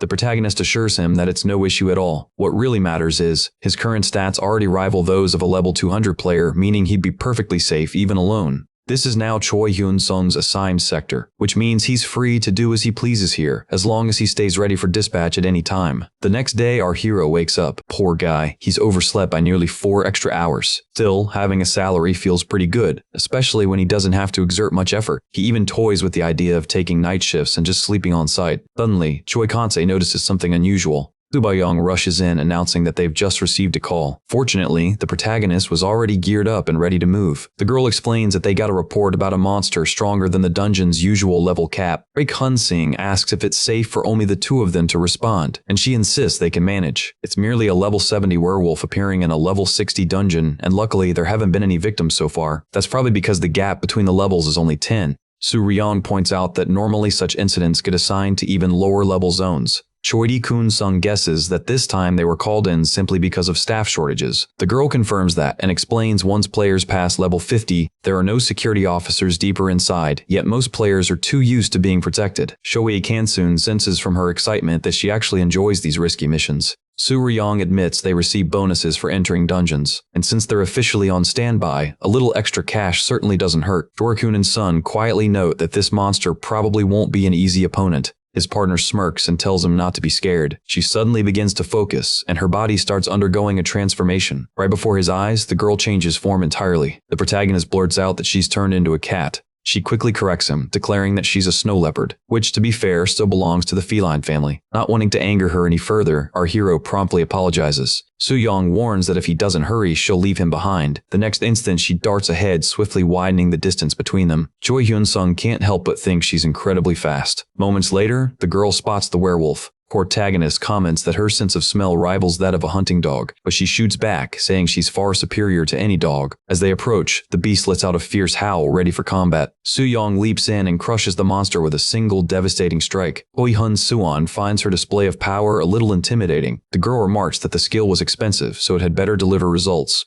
With the fight over, they decide it's time to return. On the way back, Soo-young suddenly becomes alert. First, she catches a faint noise. Then, she detects the scent of another werewolf. She deduces that before the first one was defeated, it must have called out for reinforcements, because now an entire pack is heading their way. A sizable number of werewolves is quickly closing in. Choi Hyun-sung asks if this sort of thing happens often. His partner replies that it usually doesn't, and if this continues, the dungeon's classification and level might end up changing. The protagonist stays silent, carefully observing the situation. His partner says they'll file a report after taking care of these monsters. She charges forward without hesitation. He unsheathes his vampiric blade. Uyan strikes down one of the beasts in a single blow. Hoi Kam-sum too dispatches his opponent with ease. But then, one of the wolves howls again. Their entire behavior shifts with the arrival of another presence. A colossal werewolf twice the size of the others emerges. Soo-young declares that she'll take on the werewolf king herself. At that very moment, our hero senses another approach. Two more monsters rush in to attack simultaneously, and together they manage to take them down without much trouble. The beasts try to overwhelm him, but their efforts are useless. Shui Kanzan believes the battle will be over soon. Once done, our hero glances around, wondering if she's finished yet, but the two are still locked in combat. So he decides to jump in and assist. He dashes forward without a moment's hesitation. The creature roars fiercely at his advance. Then, in an instant, the werewolf vanishes before his eyes. The monster retaliates with all its might. It delivers a deep slash across its opponent, and then it seizes the girl by the neck with its fangs. Choi Kun-sung immediately fires off a blazing fire missile. The girl now lies motionless, seemingly unconscious. Hoi Yun-sung rushes in and strikes the beast from behind, but before he can follow up, Soo-young's limp body is hurled into his arms. Our hero's heart tightens with worry for his partner. He instantly begins casting healing magic to stabilize her. Then Choi Hyun-sung remembers the potion he had purchased earlier, but before he can use it, the werewolf king attacks from behind. The protagonist realizes the creature is far smarter than it appeared. It could have defeated her earlier, but had deliberately waited for him to drop his guard. The beast lunges, but misses its mark. Schwada Kansen swiftly counters. Both sides exchange rapid, thunderous blows. His final strike sends the massive wolf flying backward. Choi Hyun-sung already knows where it's headed. The werewolf king tries to attack the unconscious girl next. Choi Hyun-sung intercepts just in time. The king howls again, summoning more of its pack. The protagonist is soon surrounded. It's a dire situation, but oddly enough, it works to his advantage, because this time, our hero doesn't plan to hold anything back. He channels all his power into a single concentrated point. Audi Kong Sung waves farewell to his foes. The monsters are impaled straight through by his energy. Blades of power strike them from every direction. Seeing the aftermath, our hero concludes he doesn't need to expend all his points at once. Choi Kong-sang refocuses his mana into his sword. He releases another torrential storm of magic upon his enemies, but the werewolf king tries to escape, desperate to survive. Our hero admits the creature's agility is impressive. "Let's see how you deal with this, my unique skill," he says. Towering wall of ice materializes before the fleeing beast. To Choi Kun-sen, this time, it feels like the monster is moving in slow motion. His magic circles flare once more, ready to unleash another barrage. The werewolf king is now completely trapped. It has no more options left to run or fight. The creature is obliterated, erased from existence entirely. Choi Kan-sum calmly opens his portal. The most intriguing part is yet to come. He discovers a heart dropped as an item. Curious, our hero decides to inspect its properties. Choi Kamsa is taken aback by what the heart is capable of, but he also notes that the penalty for using it is severe. Still, before anything else happens, he decides they should leave. Soon after, Soo-yeon regains consciousness and asks about her condition. He replies that all her external injuries have already healed. The protagonist says he was simply fulfilling his duty. With the mission complete, he prepares to head out. Soo-yeon gives a sincere thank you to Choi Hyun-sung personally. He insists he was merely carrying out his duty. Yet what draws his attention is that the same people from yesterday are present. The CEO explains that after resolving the issue, everyone decided to head back to base and rest. Roy Kan-sung remarks that he prefers staying at the base since that way even his sleep gets compensated. Hyo admits that when he first saw the protagonist, he assumed he was just some spoiled heir, especially with all that rare, expensive equipment. But the protagonist reveals that before his awakening, he worked as a construction laborer. Those were difficult days for him. He explains that he pushed himself to work tirelessly because of his father's declining health. His entire family endured hardships just to survive. Hero confesses that he was given an unofficial order to keep an eye on the protagonist. That's why he thought Choi Kan-sung must have been some pampered rich guy. Out of nowhere, Choi Hyun-sung comments that it's probably Lee who's really watching over him, catching his colleague by surprise. He clarifies that she was the one who personally recruited him into the association. That revelation confirms to the CEO that great expectations have been placed upon the protagonist. After all, it was the captain herself who chose to bring him in. Soo-yeon then calls out to him, seizing the moment. Choi Hyun-sung questions what was on her mind.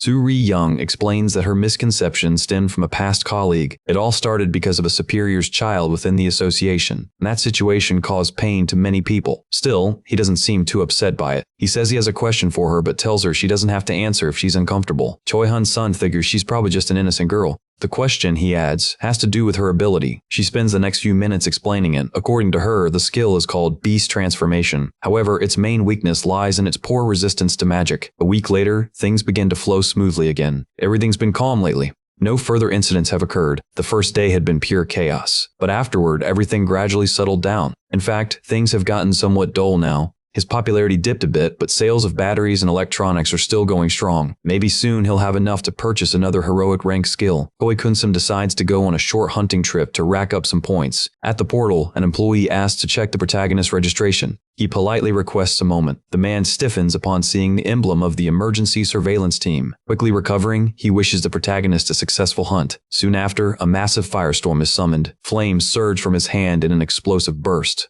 incinerating the surrounding creatures in an instant, as expected of a rare rank area skill. Then suddenly, his shield, Choi Hyun-sung, demands to know who the intruder is. The man introduces himself as Jung Sung-woo, formerly the vice leader of SWAM. He remarks that, in a way, this is his act of vengeance, as there's only one man Jung can truly unleash his anger upon, and that man is Choi Hyun-sung. Yet the protagonist doesn't care. His plan is to leave the country before nightfall, and he intends to do so using a fake passport. He knows all too well what it feels like to lose everything. But even so, they were under protection. Choi Hyun-sung grows furious hearing this. Jung adds that he could have eliminated the guards too, but that would have made escaping Korea far harder. So he came straight for Choi Hyun-sung, figuring that in a dungeon, if a body disappears, no one will notice for quite a while. In the meantime, Ju realizes something crucial. Jung was merely buying time. Their blades collide midair in a fierce clash. The protagonist is hurled backward by the impact. Choi Hyun-sung quickly opens a portal. Jung recognizes it as a transformation item, but he just scoffs at it. The former vice leader acknowledges that his stats have significantly increased.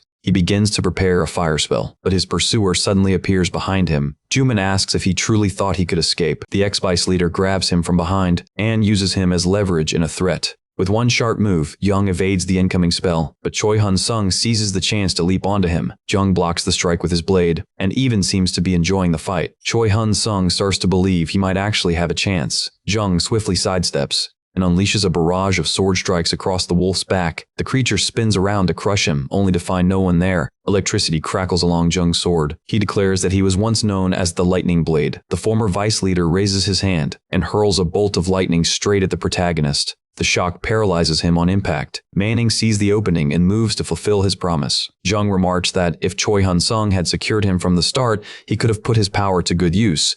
For that, even billions or trillions wouldn't have been wasted. He turns to strike again, but then collapses. A gunshot rings out. Jung takes the hit. He then demands to know how the protagonist managed to surpass the level 20 restriction, or how he became so powerful in such a short time. Choi Hyun-sung shouts at him to shut up, but Jung promises to spare his life if he reveals it. Naturally, the protagonist doesn't believe a word of it. So the ex-vice leader makes another promise to give him a painless death instead. That one he might actually believe. Then Jung resumes cutting into Choi Hyun-sung without pause. It's clear that regeneration isn't functioning properly under these conditions. In fact, it's failing miserably. He might remain like this forever. Jung continues slashing relentlessly. Realizing he won't get any answers and that freeing himself from the body will take time, he decides to grant Choi a swift death just as he asked. Now he only needs to release the remaining restraints. Jung falls to the ground, lifeless, yet he's still faintly breathing until he's stunned by what he sees. The protagonist has reverted to his normal form. Choi Hyun-sung never imagined moving without his own head attached.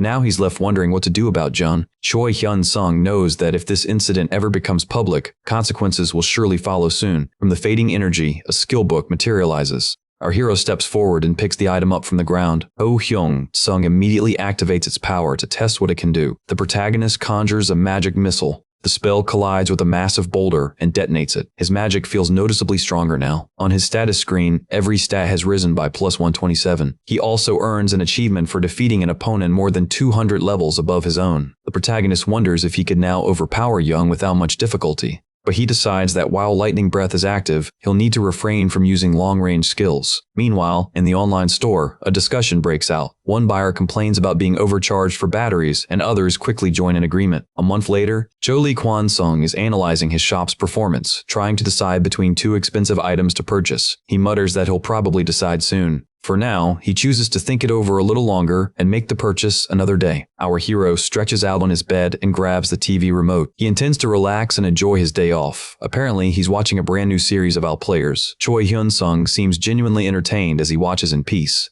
The series was produced to commemorate the 20th anniversary of the Cactus 4. On that day, everyone had been tense, fearing another disaster. But just like during the 10th anniversary, nothing occurred. Still, some journalists spread false reports claiming dungeon numbers were decreasing, sparking fierce online debates. In the show, a woman confesses her love to the guildmaster. Meanwhile, the protagonist debates which power he should invest in next until a violent tremor suddenly shakes the entire area, leaving him confused. Portal has opened in the middle of the city, unleashing monsters upon the streets. Orcs rampage through the avenues, attacking everyone in sight. People flee in terror, screaming for help. Without hesitation, he leaps out his bedroom window to save them. A young girl is seconds away from being caught. But the protagonist reaches her just in time and pulls her to safety. Choi Hyun-sung ignites his weapon and begins slashing through the enemy. He cuts down every monster that dares approach. The citizens around them are frozen in fear. More orcs pour into the streets. Without delay, Choi Hyun-sung unleashes a blazing tornado. The inferno devours the entire cluster of monsters. Yet the battle is far from over. The creatures are getting dangerously close to the civilians. Their numbers continue to rise, and the attacks show no sign of stopping. Suddenly, another player appears on the scene. A group arrives to assist those in danger. One of them declares that he'll leave this portal to Choi Hyun-sung's command. The protagonist thanks him with a firm nod. Moments later, an emergency siren blares.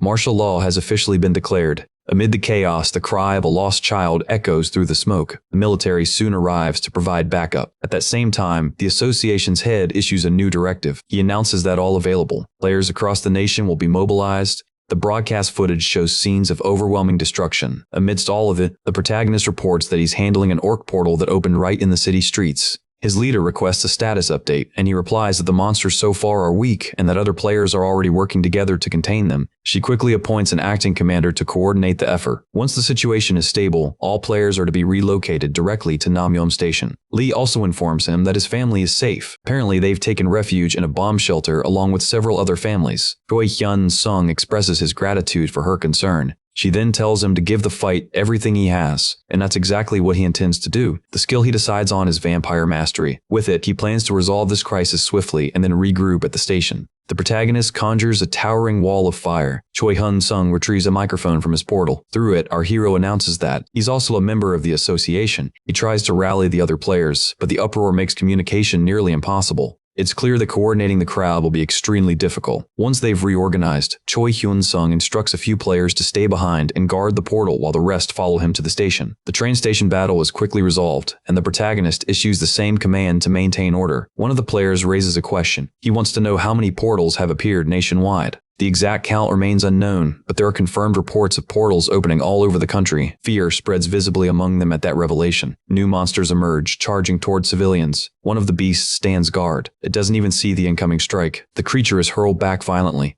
before it can recover. It's instantly finished off with an axe strike. More and more monsters continue pouring out of the portal. Two players exchange worried glances, anxious about how long reinforcements will take to arrive. Then, a massive blaze surges across the battlefield. The fire wave annihilates every monster in its path. A gigantic wall of flame towers over the area. The sentry enforcement unit has arrived. Because of their intervention, the remaining players cheer with relief, no longer feeling alone. One soldier remarks that the region's terrain is troublesome. Since there aren't many dungeons nearby, the city doesn't have many active players. Choi Kamsong tells him to forget that and focus entirely on rescuing civilians. Suddenly, an earth-shaking roar pierces the air. For the first time, the protagonist feels a twinge of genuine concern. Judging by its size, the monster is far stronger than anything they've faced so far. Choi steels himself, determined to end this fight quickly. The protagonist hurls a spear of fire straight at the beast. Both their attacks miss the mark, but our hero doesn't falter. With a single, decisive strike, he ends the battle. Yet that monster wasn't even a boss. It was merely an evolved creature, and now, several more of its kind are beginning to emerge. The creature's resistance to fire is far too strong, so, without hesitation, he charges forward. The moment he closes the distance, he begins pounding them relentlessly, cutting down the monsters the old-fashioned way, with pure swordsmanship. One of the creatures manages to grab his arm, then another clamps down on his legs.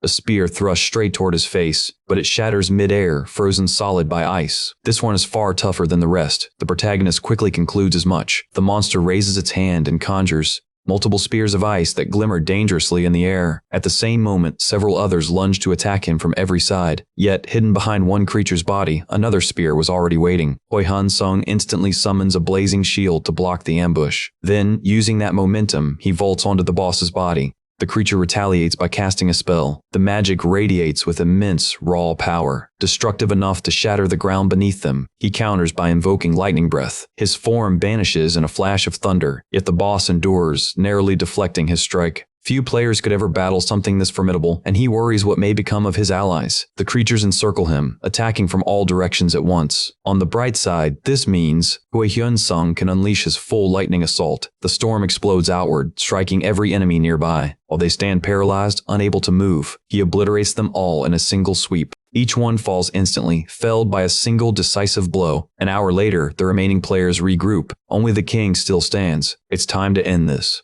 The monster charges, fearless and roaring. Choi Hyun Sung leaps at it head-on. Even so, a claw manages to scratch him. The king reappears behind him in an instant. The protagonist reacts swiftly, countering the ambush. His blade slices clean across the creature's face. Its eyes go dull, lifeless. The tyrant falls. The monster's body melts away into pure mana. That energy condenses, forming into a glowing skill book. Fortunately for him, it's of rare rank. Later, the surviving heroes assist civilians in evacuating the area. Though victorious, exhaustion weighs heavily on him. Then suddenly a faint noise catches his attention. A fallen man nearby is struck down by an unknown assailant. The army swiftly moves in, clearing debris and securing the train station. For now, the chaos has ended. His mission for today is complete. Soon after, water, food, and electricity grow scarce. Across Korea, defense networks rise around major cities while small towns are evacuated. However, this leads to a collapse in trade and supply distribution. Everything the protagonist had listed for sale is completely gone, meaning he currently has nothing left to sell, which in turn makes it even harder for him to grow stronger.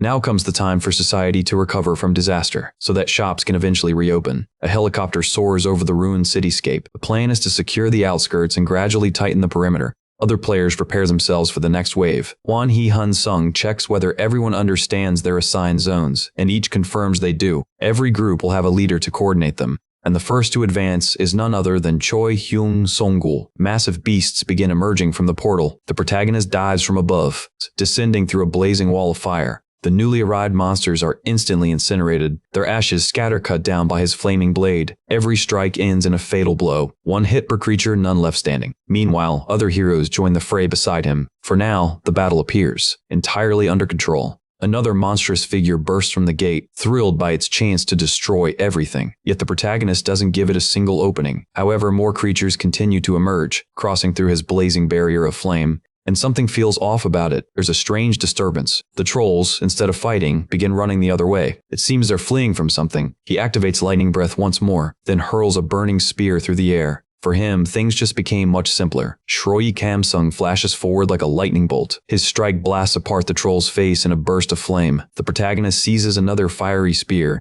and launches it toward a different fleeing monster. That makes the 15th troll taken down. Apparently, it's also the last. But then, something massive begins to form. A shadow so immense it distorts the air itself. Its aura alone suggests a level of at least full 100. The beast howls in fury, shaking the ground. A heroic rank entity, Blue Dragon. Out of nearly 100 million players, fewer than 5,000 have ever reached such power. Reports start circulating about this unprecedented threat. Lee demands to know what kind of monster are they dealing with this time. The latest report confirms it's a herd of Wyrons. That particular guild is primarily composed of tanks and frontline warriors. More and more alerts of new portals keep coming in by the minute. RBAs have begun their assault in another sector, and where orcs once roamed, ogres are now surfacing as well. Orders are sent out immediately. Every player in the affected area must evacuate without delay. A staff member rushes in, breathless, to deliver the urgent report. Meanwhile, as he tries to make his escape, chaos erupts around him. A massive portion of the building is ripped clean from its foundation and hurled into the air. The evacuation order is shouted again to ensure everyone hears it. But Choi Yun-sung can't bring himself to abandon the scene entirely. It feels wrong to just leave. In the next instant, the building collapses right over him. Yet our hero manages to leap away just in time. A colossal hand crashes down where he stood moments ago. The protagonist takes shelter inside a nearby house, catching his breath. Choi Hyun-sung can't help but feel uneasy. Why is he the only one being hunted? When the protagonist turns to look, his eyes widen in disbelief. A dragon massive and terrifying stares him down face to face. The beast lunges forward, tearing everything apart as it descends. Half the structure is sent soaring into the air. It flings the debris aside as though it were a child's toy.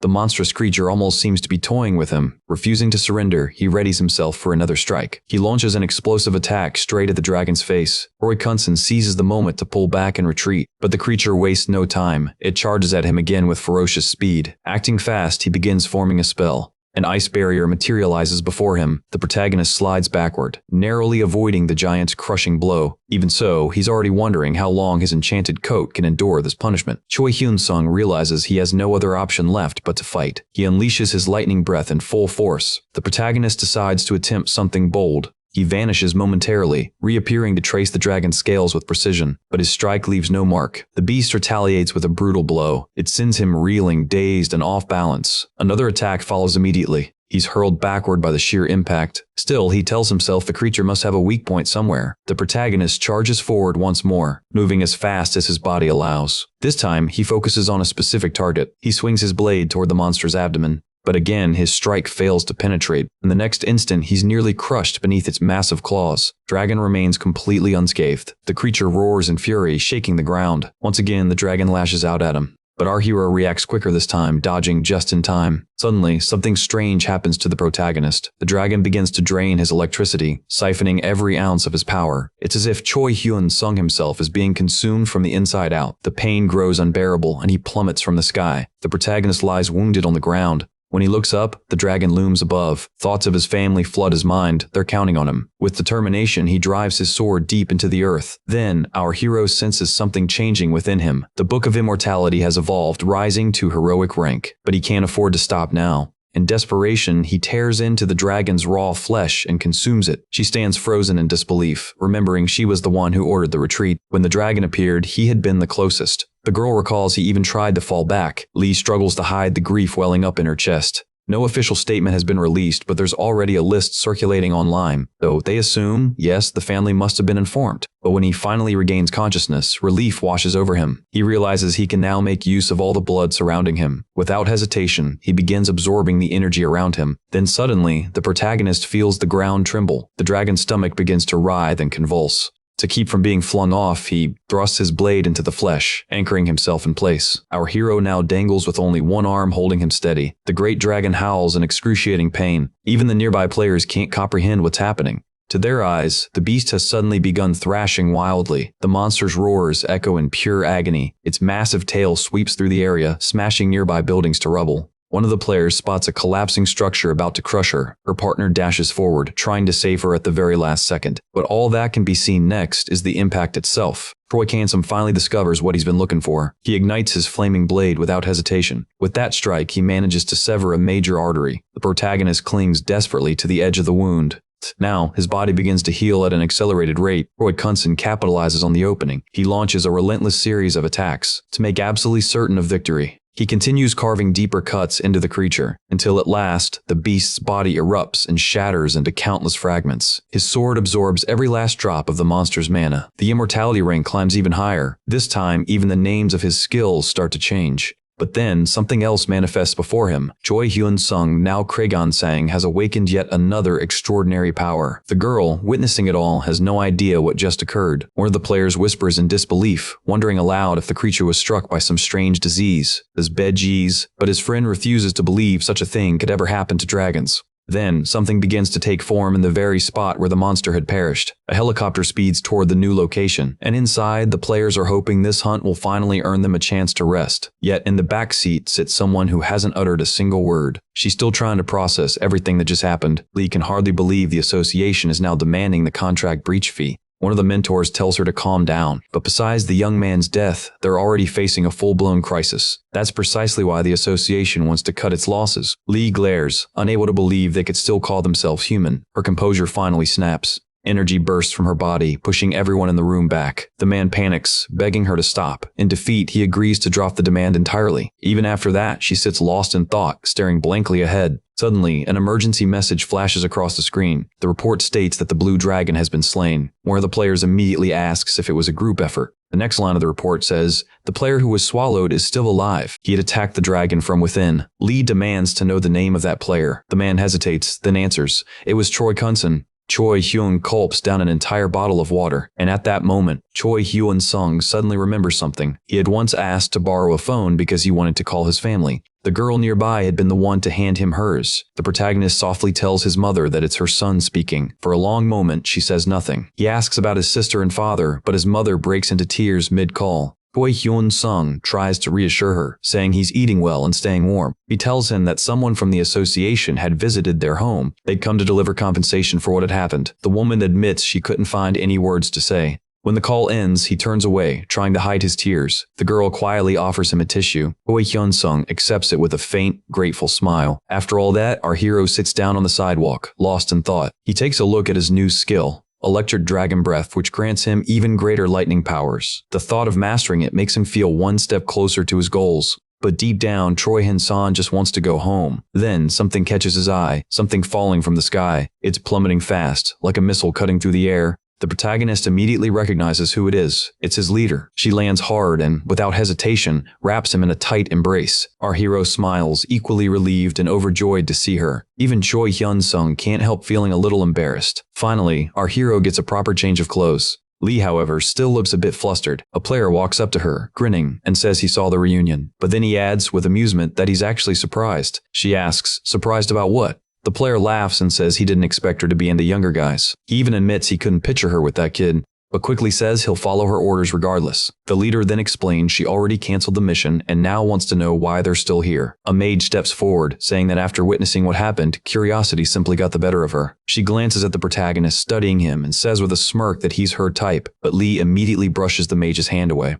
She snaps at them to stop joking around. Choi Hyun-sung just went through something horrific. Yet the girl insists she's not joking at all. She even adds that she doesn't understand why the leader's acting so upset. Lee responds firmly that Choi Hyun-sung needs to rest right now, not entertain nonsense. Still, everyone present is clearly dying to know how the protagonist managed to defeat the dragon alone. Oh, but in Lee's view, asking such a thing right now would be extremely disrespectful. He then orders the boy to go straight to the hospital, and of course, he agrees. Besides, their helicopter has been reassigned for another mission. It will now serve as an emergency transport vehicle. Lee takes hold of Choi Hyun-sung and leaps into the air with him. Though still slightly frustrated, she admits she was a little too harsh earlier. One of the men watching assumes this guy must be someone special, judging by how she treats him. He decides he'll just ask her about it another time. Meanwhile, on the online forums, people are frantically trying to buy Choi Hyun-sung's products. Their desperation turns to outrage toward the one who originally called for a boycott. The backlash grows so severe that they now demand that person's account be suspended. But the protagonist, being low profile, never even sees any of it. Sometime later, Korea faces another wave of devastation, but the authorities manage to contain it with surprisingly minimal damage. Soon after, research begins on a new type of magic stone.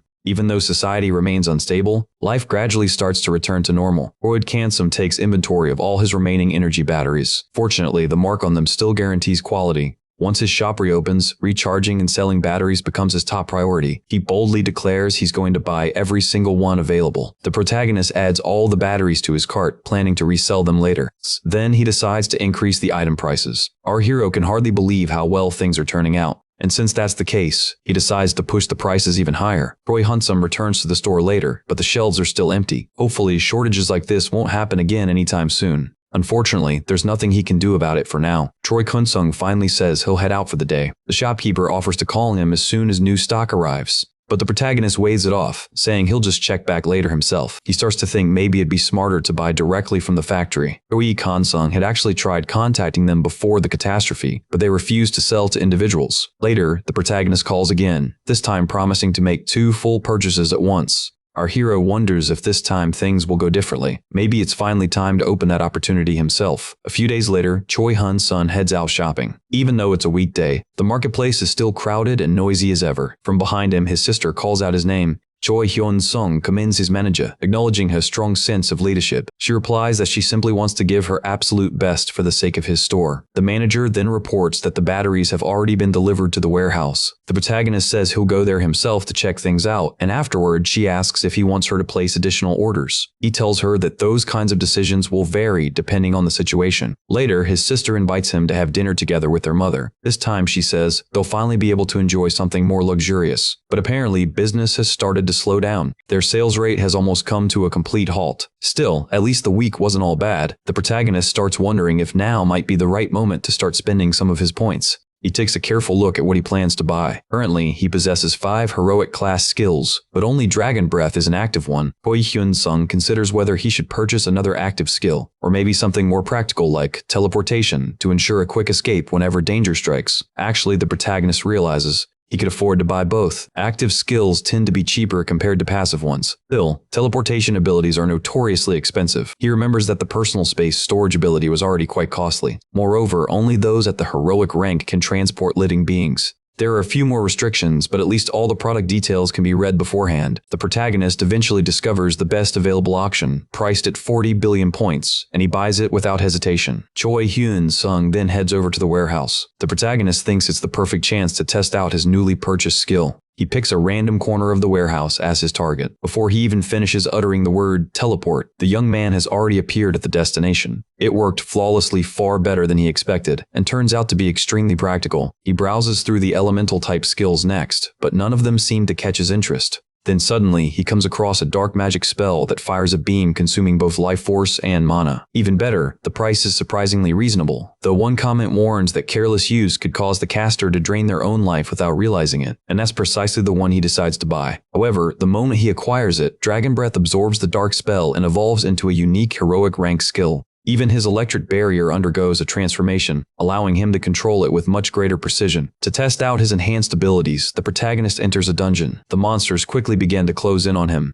He immediately unleashes the lightning beam. The protagonist is genuinely impressed by how powerful the new attack is. Spending all those points has proven completely worth it. After 5 hours of fighting, he manages to hunt down 5,000 monsters. By the end of the day, he returns to his shop. There, he runs into his sister. He suggests that they head home together, but she insists on talking to him first. That's the reason she's still lingering at the shop. Even after she learned he was safe, she couldn't stop crying for a long while. But the real issue only started afterward. His sister explains that several complaints have been filed, yet the response they got was that the law was technically on the other party's side. They were told to hold an inheritance meeting, and even the lawyer admitted there was nothing they could do. They demanded that the bonus Choi Hyun-sung had received be returned immediately. He wonders if there's any way to make things right again. The person involved even apologized on her knees, insisting it was all a misunderstanding, but his sister refuses to believe that it was merely a misunderstanding. Chowdy Kong-sun promises that she'll look into the situation herself. She adds that it was never meant to be a secret. Protagonist thanks her for being honest.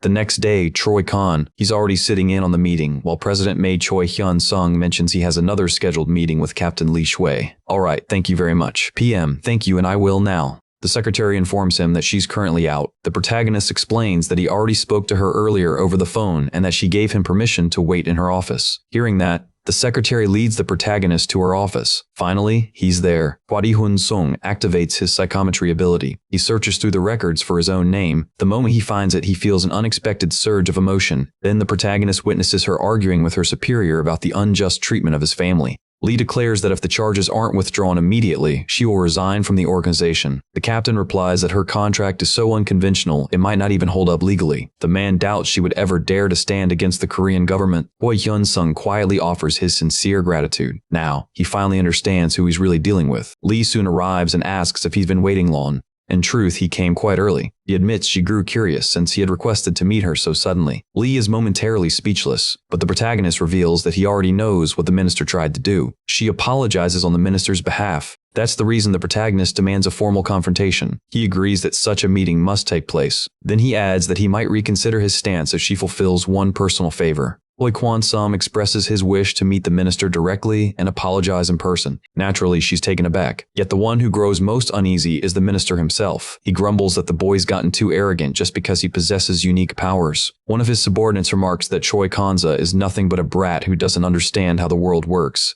Another agrees, saying that the request should be rejected outright. According to the minister had only been enforcing the law. His assistant adds that the minister had already been generous, and now the kid's just throwing a fit. For a brief moment, the minister even agrees with them, but then he wonders how such a meeting could even happen now that everyone already knows about the issue. His staff members are struck speechless. The old man finally orders that the protagonist be summoned to him. Someone mutters that perhaps it should be the minister who goes instead to apologize. The two flustered aides hurry off to deliver the message. The minister insists that he would never go to him. Ironically, it's the minister himself who ends up being late. This marks the point where corrupt officials join forces with the major guilds and dungeon gate managers. At least all the staff members present are just ordinary people. Our hero steels himself, fully prepared for what's about to happen. The old man looks genuinely startled when he sees the protagonist walk in. The minister begins a formal speech, preaching about the vitality and recklessness of youth, but the protagonist interrupts him mid-sentence. He only came here to hear the apology. Meanwhile, he secretly activates his psychometric ability. Through it, Choi Dae-kamun-sung discovers that the minister has been secretly conspiring with multiple parties against him. The minister tries to justify himself, claiming he was merely following proper procedure. But the protagonist counters sharply, asking if he truly believes his actions haven't crossed the line into outright illegality. First, there's the issue of the fine imposed for renting equipment during an official company mission. Then there's the cancellation fee charged for the terminated contract. On top of that, Chwati Hansen had been officially declared killed in action during that very same mission. The protagonist demands to know how any of that possibly makes sense. He wants to understand what the minister was thinking when he approved all those absurd decisions. The minister turns red with anger, furious at being reprimanded by someone so young. He raises his voice, shouting out his full official title as if to reassert his authority. He scoffs that our hero is nothing but an ignorant child who knows nothing about the real world. He refuses to accept being spoken to like this by a boy. But then, the minister suddenly goes rigid, completely frozen. Roy Kun-sun tells him to calm down and use some common sense. He advises the man to think carefully before opening his mouth again. The staff members witnessing the entire exchange remain utterly silent, not daring to intervene. Then the protagonist announces that he's been recording everything that's been said. He declares that he'll submit a police report and press charges for verbal assault. A desperate scream echoes through the room. The sound of pure despair. The protagonist realizes this new ability turned out far more practical than he imagined. Just a few days later, the news breaks. A corruption scandal involving the minister has been exposed. Movement first began with ordinary players, but over time, even the major guilds joined in on the uprising. Roy Kun-sum, meanwhile, is relaxing at home. While thinking about how he'll continue using his newfound powers in the future, his leader suddenly calls. It seems she didn't expect him to answer so quickly. She says she wants to meet, and Choi Kun-sun agrees without hesitation. She then asks him for his current location. Choi Kan-sum tells her to give him just a moment. He glances around and spots the name of a restaurant near his apartment. She responds that she's already on her way there. She intends to be straightforward this time. Lee immediately asks if the entire scandal involving the minister was orchestrated by him. She already suspects he's the only person capable of pulling something like that off. The commander explains that government officials have become highly sensitive regarding this issue. Lee warns that they'll be keeping a close eye on the protagonist, so he needs to tread carefully. His leader reminds him that he could even be charged with trespassing and theft. The protagonist wonders aloud if the situation could be made worse under the special laws applied to players. Lee replies that if things escalate that far, he'll need public opinion firmly on his side. Jordy Kan-sung admits that's sound advice. Still, since he's done nothing wrong, he feels there's nothing to fear. Lee once again urges him to be cautious. He explains that high-ranking officials despise players who gain too much influence or authority, so for now, everyone will act quietly and cautiously. And naturally, they'll be keeping a close watch on Choi Hyun-sung's every move. He insists that he's uninvolved with the entire situation, yet he chooses to stay silent for the time being. Lee chuckles, saying that's actually the smartest thing he could do. It's better for both of them to avoid unnecessary suspicion. The scene shifts to Pyongyang, North Korea. Monstrous creature opens its maw, and thick slime begins to pour from it. The spreading doesn't stop. It continues to ooze outward, devouring everything in sight. The entire city is soon reduced to ruins. Lee abruptly says she has to leave. Choi, consumed, decides to accompany her. The message that just came through is an emergency summons meant only for top-ranking players. North Korea has fallen, and the monster responsible for its destruction could soon cross into their own territory. According to the latest intel, the neighboring nation has completely collapsed, and every high-level player in North Korea failed to stop the creature known as Imuji. Worse yet, endless swarms of monsters continue to pour out of the rifts. The organization's director takes control of the briefing. This time, he begins explaining the next stage of the operation. Why were only high-level players summoned? Their mission is to hold the border against the Imuji and push back the advancing waves of monsters attacking alongside it. A seasoned swordsman cuts through the beasts as if slicing through soft cheese. Then he wonders how much longer he'll be forced to waste time on such weak opponents. Even the protagonist starts feeling that the battle is growing tedious. Suddenly, a werewolf leaps toward him, but it's instantly cleaved in half by his blade. All around, other players continue fighting fiercely, each one defending the border with everything they've got. Choi Hyun-sung, however, starts to wonder how long this can possibly go on. No matter what, the situation remains unbearably tense. Meanwhile, in China, a massive pack of monsters begins crossing a bridge. Out of nowhere, an explosion rips through the air, injuring several of them. A coordinated group of players intercepts the monsters, halting their advance. Another blast lands squarely on the creature's chest. The impact sends it into a rage.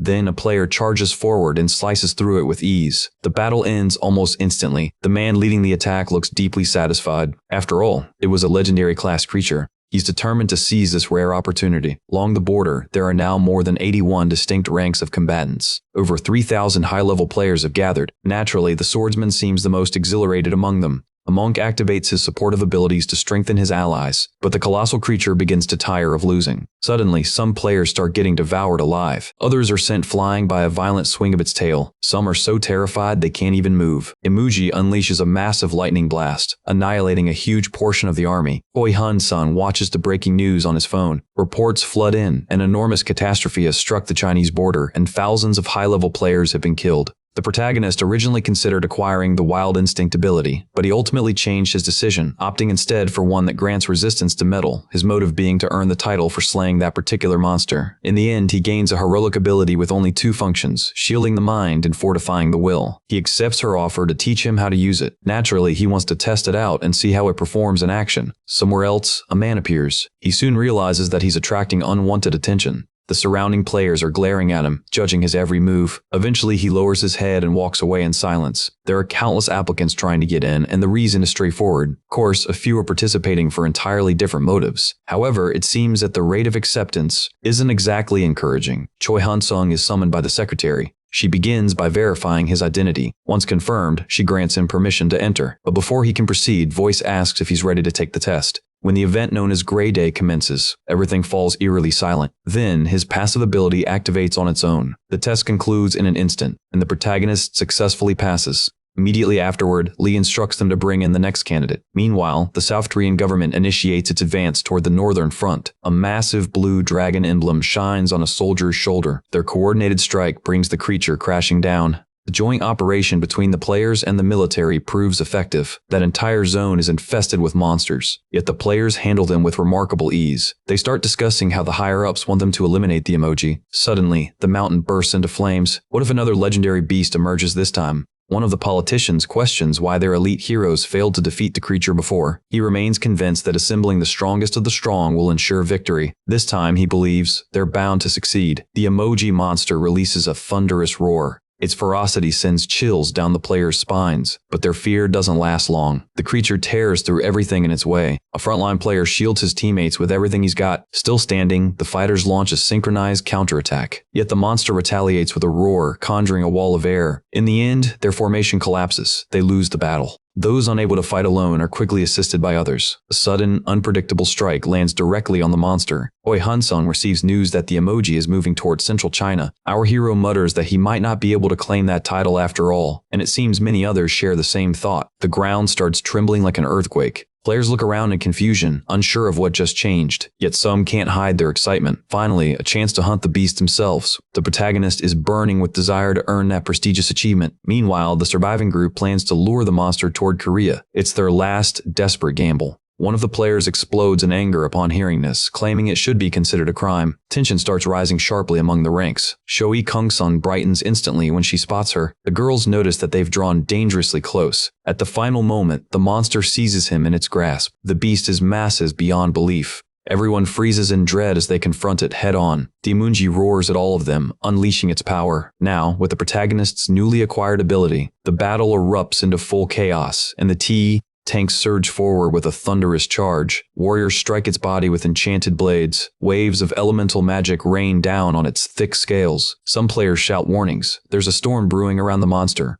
A streak of black lightning crashes straight into the emoji. Choi Hyun-sung feels power surging through him like never before. The entire squad concentrates their attacks in perfect unison. Fresh team enters the fray, launching a new offensive. But even their tanks and warriors can barely leave a mark on the beast. The protagonist has been assigned to the long-range damage division. The first casualties begin to appear across the battlefield. Leah moves so quickly that the eye can hardly keep up. She's the first to pierce the emoji's hide and draw blood. Choi Hyun-sung can't help but feel a pang of envy toward her. Half an hour later, the brutal struggle still rages on. Choi Hyun-sung admits it's not as difficult as he first thought. The mage suddenly notices something and yells for everyone to brace for a new attack. The monster spews acid from its gaping jaws. Those nearby narrowly manage to evade it. But now, the acid wave is heading toward the mage division. Only one layer of their shield manages to hold. The command rings out, keep channeling the barrier. Every mage pours their remaining strength into maintaining it. Tanks rush in to provide support. Together, they drive their weapons into the monster. Their combined effort forces it to cease the acid attack. Then, the flow of magic resumes once again. A tremendous explosion rocks the battlefield. The protagonist believes the fight is finally reaching its end. But then the creature enters rage mode, a terrifying skill that drops its defense while amplifying its attack power. The tanks regroup and charge once more, yet one of them suddenly falls victim to a strange debuff. That same moment, everyone receives a notification. It's a system warning. The skill has failed to activate. Another swordsman dashes by, slashing as he goes. A broadcast alert rings out, dodge immediately, but it's too late. The mage division is being annihilated.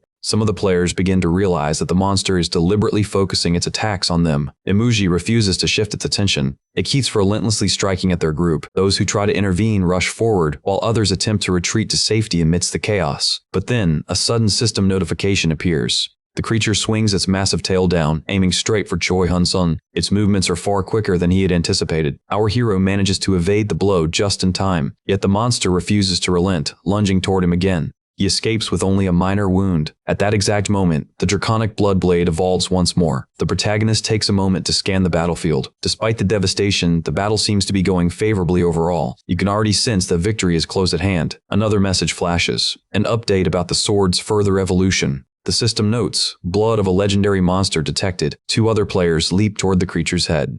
Their attacks land cleanly, inflicting heavy damage. New blades tear through the beast's hide. Imuji retaliates by spewing acid once again. Several players barely manage to avoid the corrosive spray. They immediately regroup and strike back without hesitation. In a flash, they rip off one of its horns. Their assault is unrelenting, leaving no room for the monster to recover. Explosions ripple across its body, shaking the ground beneath them. Then, the emoji monster suddenly shifts its stance. Lee is the first to pick up on the change. He leaps up, delivering a powerful kick beneath the creature's jaw. For the first time, the mighty emoji collapses to the ground. One of the players begins to believe that they finally won. Then, a notification appears. Every participant receives the title for hunting a legendary monster together. Players erupt into cheers. Celebration breaks out across the battlefield. Yet in the midst of it all, someone notices something unusual. The protagonist's blade has transformed once again, taking on a new, fearsome shape. He retrieves the weapon, now radiating dark energy. Immediately afterward, he receives another system update, a new title. He's become the first person in history to wield a legendary weapon. Choi Hyun-sung examines the weapon, eager to see what's changed. The new ability description reads, "Unleash a draconic blood strike." For a legendary tier skill, it certainly sounds extraordinary. In the end, the protagonist feels deeply satisfied. Each participant receives a unique reward for their role in defeating the monster. However, the protagonist chooses to keep his level a secret from everyone. The news of Emuji's fall spreads like wildfire. Korea becomes the center of global attention. Even then, requests for rare item trades continue pouring in. Countless players travel to Korea, drawn by the event. The obsession with gaining achievements and becoming stronger turns into a global craze. A few days later, Choi Hyun-sung is in his store's storage room, sorting through supplies. He's received the formal expedition reward and an exclusive invitation to an upcoming item auction. Just then, a call comes in from Lee Shui. He wonders if there always has to be a specific reason for her to reach out.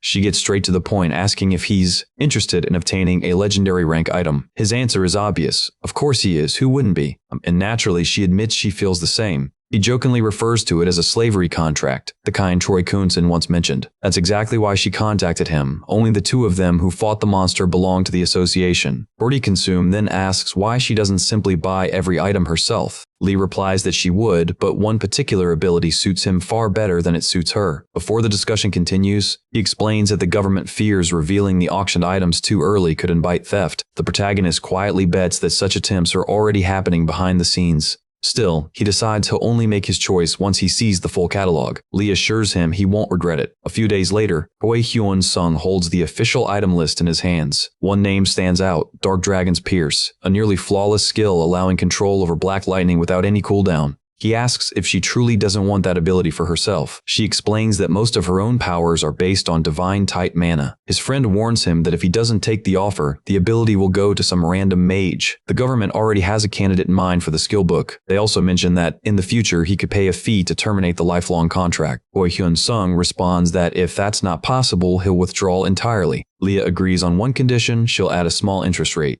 The protagonist braces himself, half afraid to hear the number. She calmly says it's 5%. It's the best offer she can give, so Trotty Hun-sun accepts the deal. He promises to report to the higher-ups, and the protagonist thanks her sincerely. He starts a slow count to 5. Another man joins in, counting down as well. It's the final moment for anyone to submit a new bid, and when the countdown ends, the winner is announced. Hwari Hun-sen can hardly believe any player could afford such an astronomical sum. A staff member steps forward, carrying an ornate book to the stage, the Tome of the Dark Dragon's Fury. Later, the protagonist sits alone, reviewing the contract in detail. The total payment owed reaches an overwhelming trillion. Meanwhile, Lee faces a separate issue. The expected first conquest message never appeared. During the expedition, the system failed to announce the title for the first historical rank. She ended up placing second in contribution. Yet, curiously, no one ever revealed who ranked first. Back when she hunted her first heroic monster, things had been different. The system recorded every ranking with precision. The top-ranked players were awarded the achievement of being the first to reach that tier. Unfortunately, she hadn't received the same recognition this time because she lacked the proper accessories. Lee reflects that she should have been more honest with her friend from the start. With a thoughtful expression, she asks if he managed to learn the new skill. Choi Hun-sung simply nods and replies, "Yeah."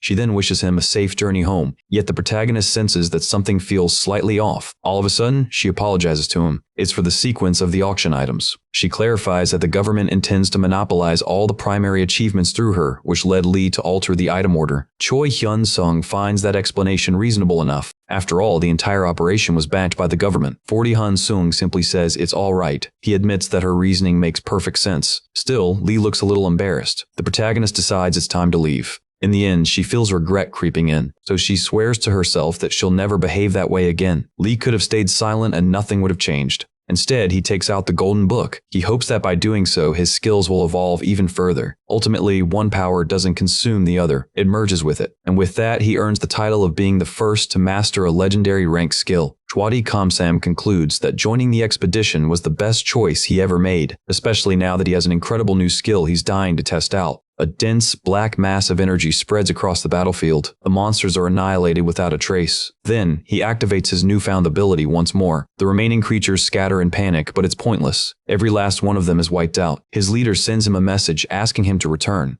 Lee wonders if she intends to hunt in the northern area. The leader explains that few people remain there since it's meant for lower-level zones. She asks whether he'd be willing to lend a hand. Choi Hyun-sun readily agrees to help. Lee expresses genuine gratitude, even though she doesn't send a helicopter for pickup. She then mentions that several new dungeons have appeared in that area. Shui Hong-sung bows to do his best. The protagonist soon receives a notification. He's hit the 3 million mark, unlocking the mercenary system. Choi Hyun-sung has no idea what that message means. As he reads it carefully, he sighs. So he unleashes his black lightning. When the energy fades, only dust remains of the creatures. Yet his status shows no visible change. Choi Cummonsum opens a tank containing several impressive abilities. The man inside costs 600 billion, and he's only available for 2 hours. Then he checks the rear-ranked options. But those mercenaries are pricey too. Choi Hyun-sung finds a female tank at the lowest price for that tier. Though her profile labels her a coward, he decides to hire her anyway. The mercenary Lucia is contracted for 180 minutes. The first thing she does is thank him for choosing her.